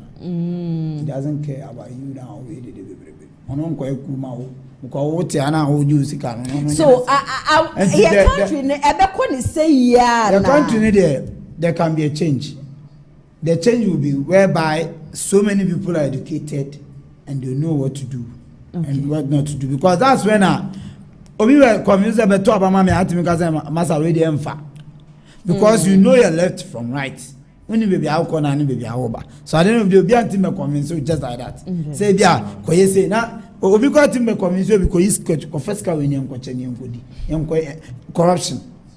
But could in this country it hasn't happened and it won't happen now. Okay. Cool crown won't say the Burkina and comparative agreement. No, I was even talking about the military. Say military taking over the country. One say history shape or mind be about consumption e can be shape you.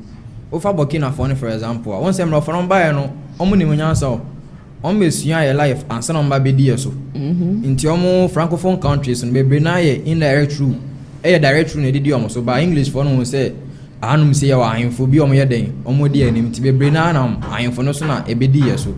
E na omo di omo kom no untimi nka so omo ye independent because omanya France na manage central bank cry allow so obenya bi obi bia France na yede e manage ma wa onye truly onye independent as o di usu new colonialism ene go so koso wa bagana no say ne de yen ma independent yan ko sign pact bia e be allow Britain so mo control ene ma ma yen tie de ne yan e betima ye ma ni ye yen hia kodita no matter how or my neighbor say could ye any solution cry yeah cool I wasn't even talking about the I was only talking about say Ghana yenya independence ye one man penny should the military because on say obs soja ni ntinka soldiers no yenja wo mo na sa soldiers no enhye minus one that was that I don't know if you get where I'm coming from no, we have a president all right I agree with you because in a way no it will curb in your mabi.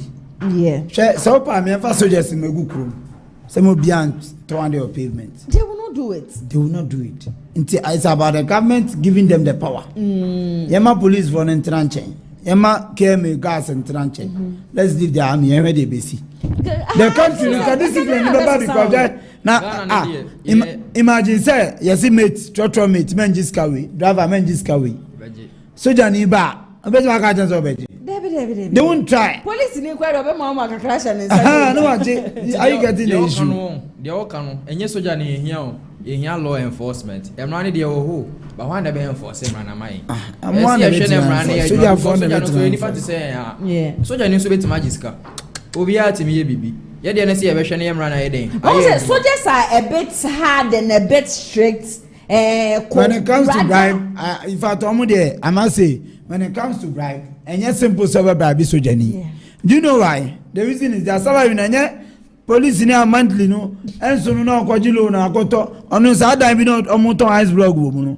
On one half an hour, I go see that movie. I'm an abuser for. But so Jenny can buy a house or one fear without even your knowledge. And I told you, in the Sikasono, and they are easy to bribe an army person.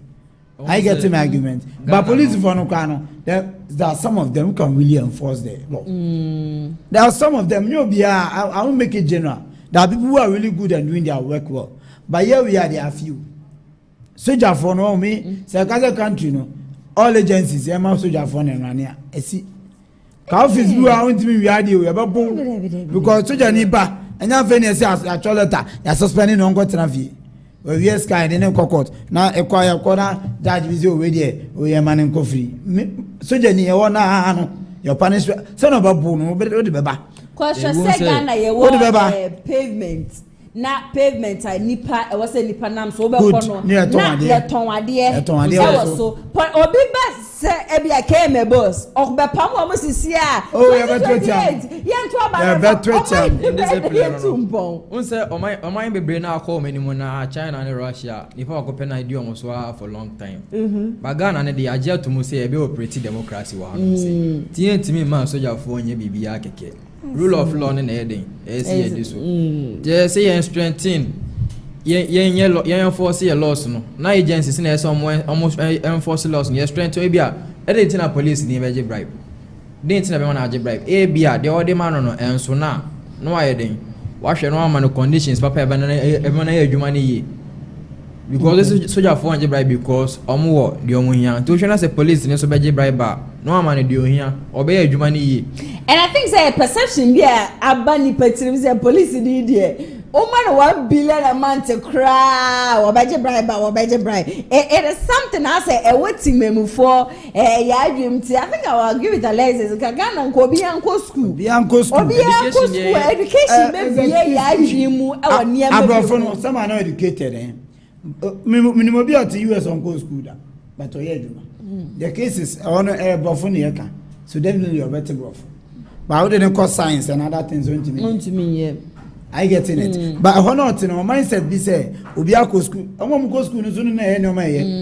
If he does means you want 12 and 10, on 2 streets, so won't say car pra, only was a sem, and it's all tremoha, on tremoha, because they are law abiding. But Ubia, I had of you go school. Or two corner the ATM, I go to now lock is still no bomb machine. On him, I didn't say because he doesn't know, say. ATM or expiry date or wait. I remember I met a lady also named the corporate friend check. Cheko, Ucho, Sika, Guso, Sika say, Sika, and a paper, all the car from other bank will take these days. When they come here, a banker, this day, she doesn't even know. Such a person can't read and write. Into as a country, no Zani panel. What do you know what has a Hannah Tanaton? She doesn't care. Because pavement, no, so now, no, best what now. Education chain is a pedestrian way, pedestrian, and the only man. When I'm a I say car and I am motorist. Only matter crop. Yes, carry, and fanfare at this time and far. Try, we were to reach DV. Police division, no track. Yes, I get in the issue. Yeah. But at the end of the day, no, say educated, I say police for no. Like you rightly said, we need to empower them.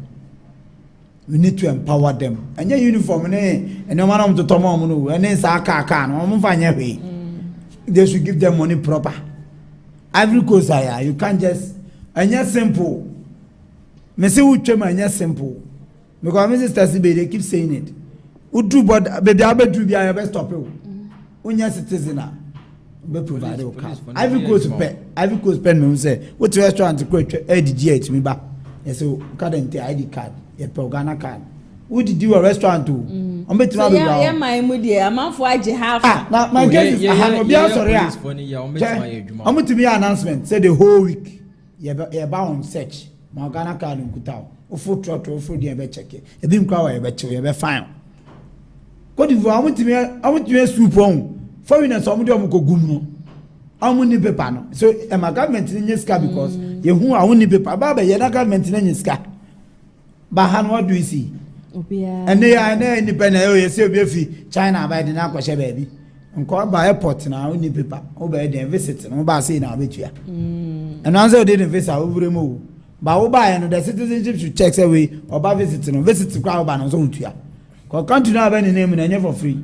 In Ghana, or two brother be also be chess can over them. Mr. Cote d'Ivoire to get an ID home. I tried doing one. Obey or sell the best set. We parents never have best set account. Now the court, now my certificate of nationality. When you say certificate and some wait to have a Ghana card. Now when you say no man no can. Madam, you obey bread. I remember me they took about 5 years before as a certificate of nationality ba. I no can papa ne free one. Yes, me papa na or no free one can should provide these things before I card ne take 3 years. Jacob Afcon a card never had to go for the card. So my recently Nigerians were 20 something womudi call robbery and any idea will Roman saying I am just praying sir o mine 69 years CD nyame be yadom na eniema ebetumi apekedi amaye akwan dada enkra ne kumase the number of lives it's just a woman free assassin so nebusi anyasam ketwa recently your man penny by or see express road and also press conferences just a necessity express way a necessity politics I'm not saying say and necessity I'm saying say baby and Ghana you do there are certain basic things I don't even expect us like you back from Abidjan to Yamoussoukro about 6-7 hours but now I'm sworn by now you train crowd from Accra to Burkina can see Ghana for what point but you see that these things you are talking about it's not easy from country to country near on the na yin to me my mood I know Burkina whether the train and go na Burkina no can simple madam I have been to Burkina all the can no simple Cote d'Ivoire Hamile Tamale I Burkina town when you read my first barrier and I check you no go anymore within 1 hour there's another barrier because of the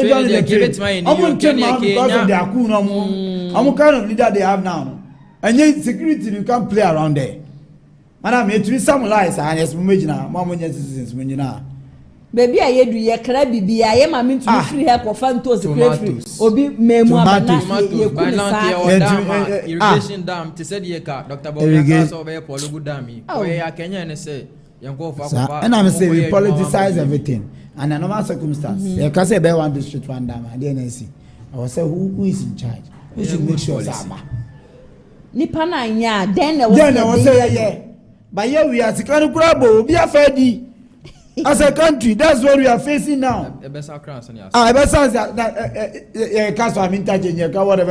Sikano. Me say there was a, how do you call it? On my one of Heritage Bank or something. There was supposed to be a bank to be set up. Around 2014 about.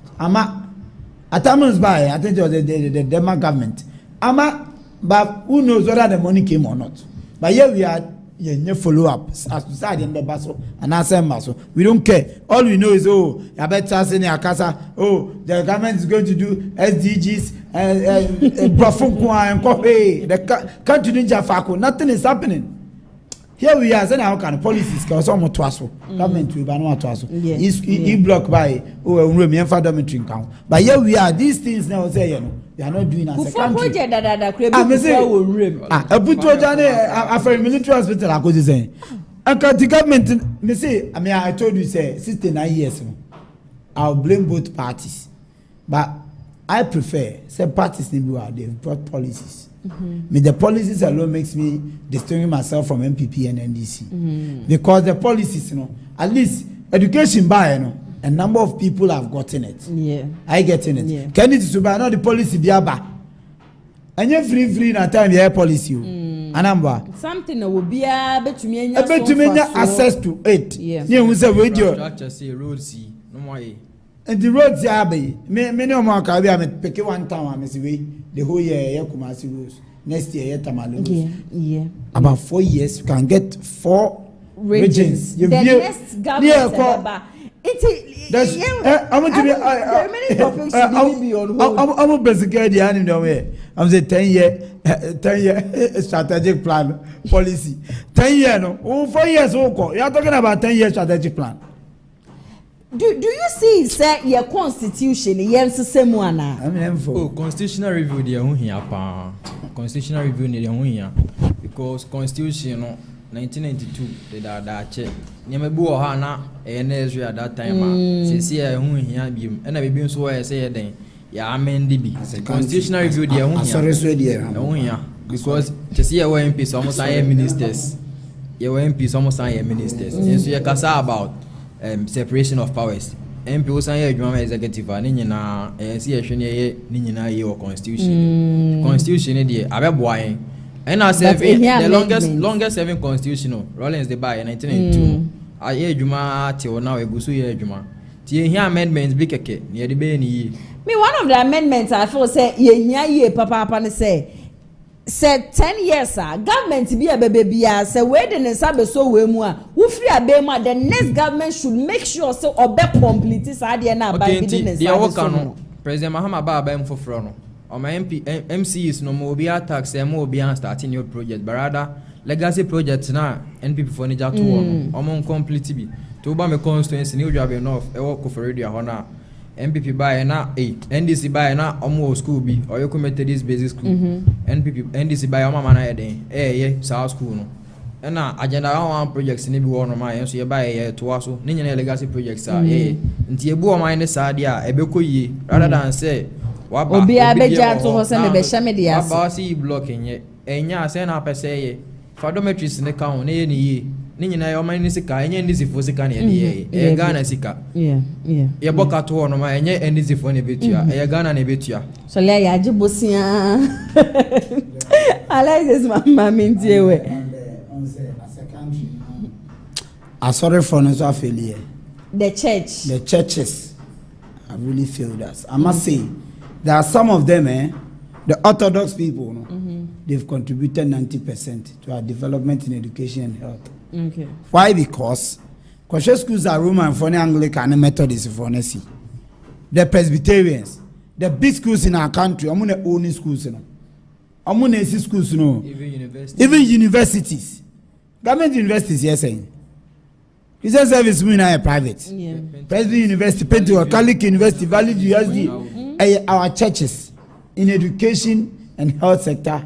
They've done better. But where they failed us, one man for nearby and anyway. They don't do any development. Oko Malawi, so we are suffering any theology certificate. I don't operate.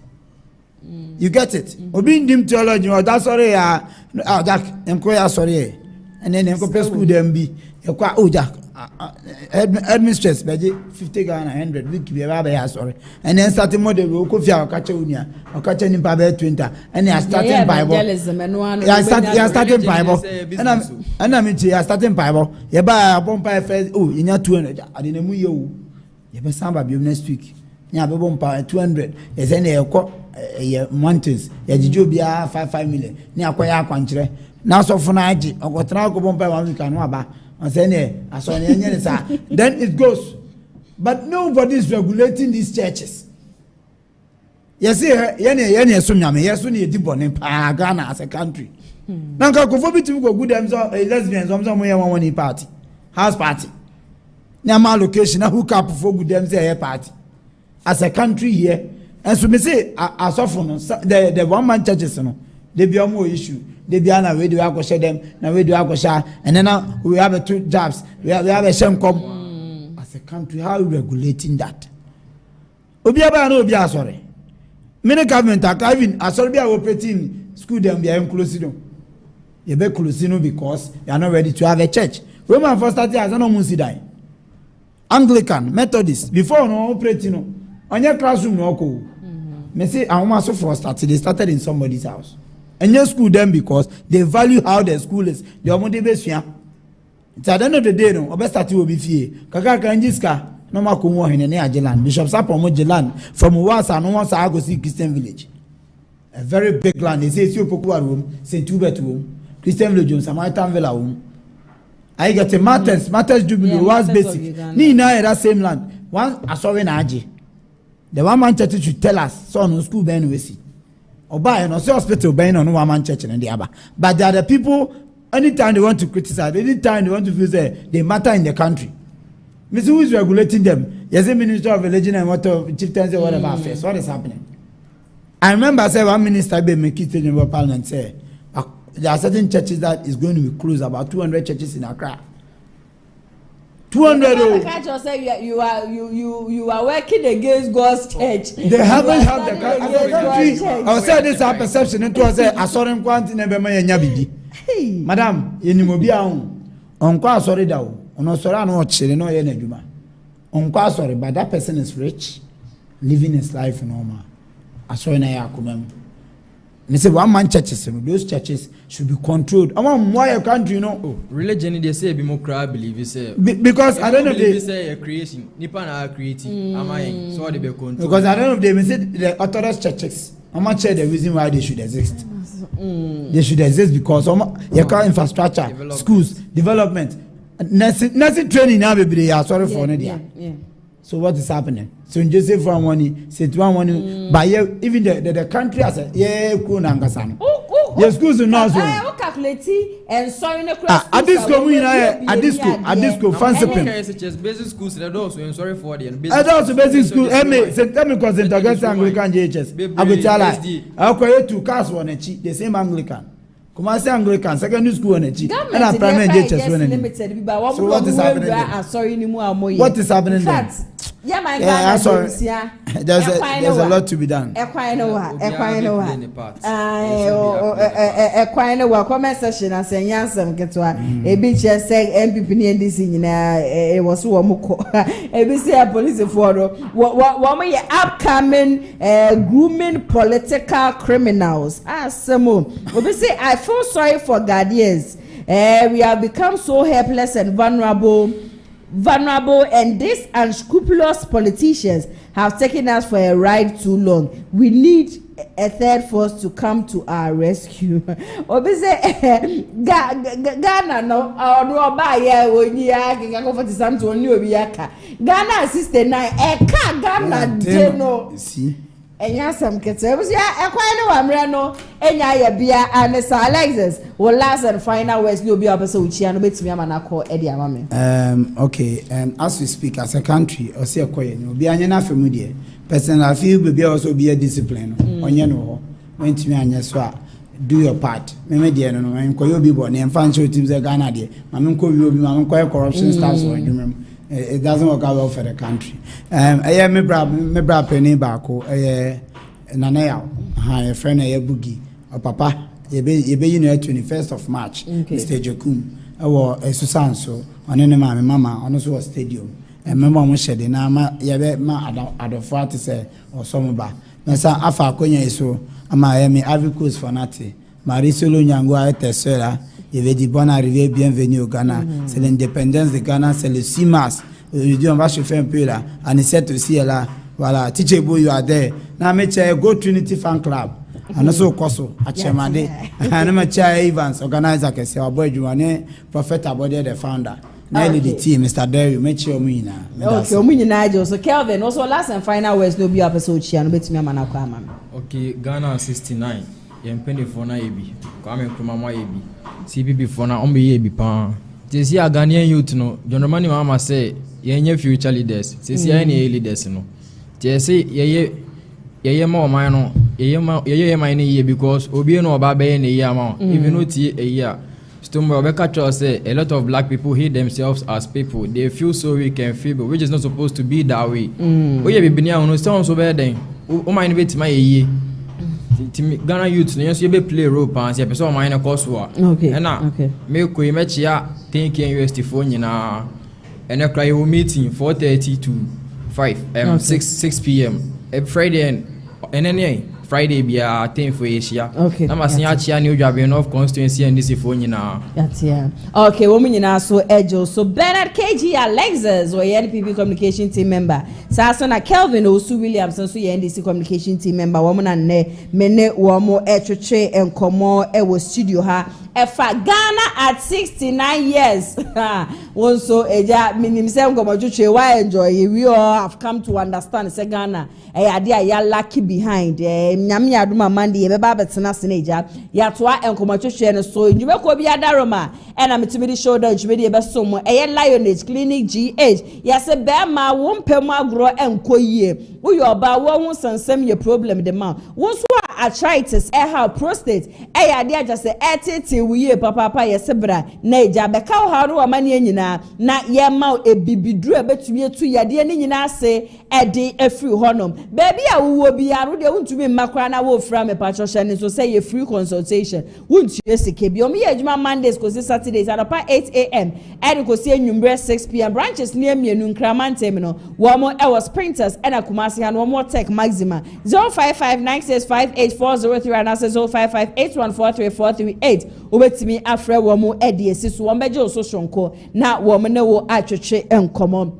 Dennis Garage and so say, car will pen a brabe who womo, not womo and pebi ma cars are who dwelling in our Rebel showroom ono, Nebusia eguho. Mondays to Sundays are brandy a brebiano, womo eye available to per car papa pato, car what so when you buy any problem, car what so engine no enkoja wunsi kwemu, car what try yes work of 500 cities are actually and in answer Debbie, womo cars need a quality and cassa, woman check when you kumasi asokwa, woman TI Mass Ena Edi in Shani Mupekata for Dennis Garage was 0550623377 na one womo encheche enkomo mamenda production team na say camera NEMC on so there man na yekudu ba ko pekwadwe yebo de sanu ejuma ena echegu ye na executive producer so Mr. Daniel yebo lawyer fans of shoulder jumedie twedi aponyakopon hira mu nyina ye papa nyame ya aduma Monday exactly 2 p.m. ekosi 4 p.m. yebasa so ajeja na ye de Ghana ho sensem nyina no aba besomo me ametire dwem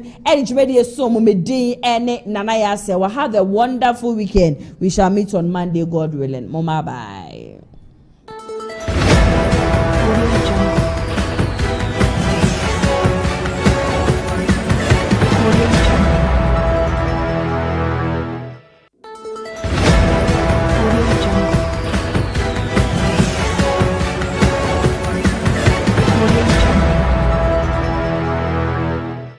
Ene enkomo amenu ebedi no aye low sperm count.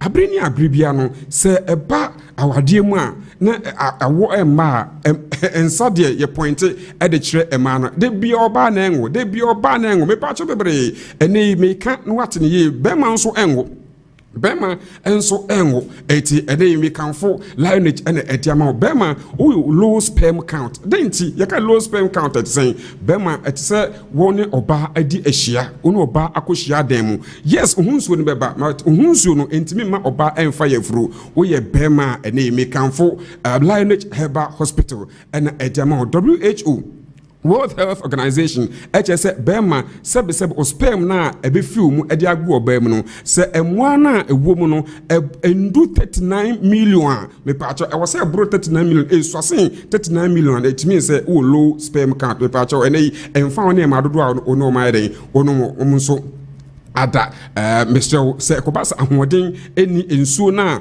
efiri mu ba akwamwa no ho nye dia untimi nso ede untimi mu mekanfo Lineage Herbal Hospital ana eno so ede amount hwan ene betimi enya bi obi o ha o infection wonya gonu wonya syphilis wonya chlamydia obi nso o chronic disease e bia wonya prostate enlargement enam so mo no oba hia ensuo ne kitwe bi ene ba obi nso o hypertension or diabetes me pacho yade a wow yade krankro no chronic disease no me pacho wonso o ya at risk say wonso ubenya low sperm count obi o ha onum jot obi o ha onum nsan obi o na oba abedan before so no oba abedan eso onum aduro me pacho bere ni nyina ema wunya low sperm count obi o ha kese ema kese no so aden eno so abro so me kanfo Lion Jaswe eno so edema enkankan munso a moye adwuma e wogya ho moye adwuma e de ohyew eba driver for omoto burudu omonso a sebe omoye welders me pacho bebere wa wogya ho bia no the likelihood say onso ubenya low sperm count no eno so high me kanfo ene Lineage Herbal Hospital eno so edi amo ya chiri kwan ayemienu Kumasi your tech maxima Kumasi your tech maxima kwan na affordable housing no eho eni butu Samson and crime Spinktest me pacho Coca-Cola runabout any Shell filling station no ena eni enso edi enhwede mu foni efachi mu oni Dr. Aziz Enkasa e was 0240689641 0240689641 0240689641 na one Lineage eni nkomo pacho hodie ene yesa yade yenhwe yade menim ebrani so a mentimi smambo yade so a eno nso nkyere se Lineage yensa foni efachi mu ewo ho na bibia enso bitimi akoyi enso edi amawo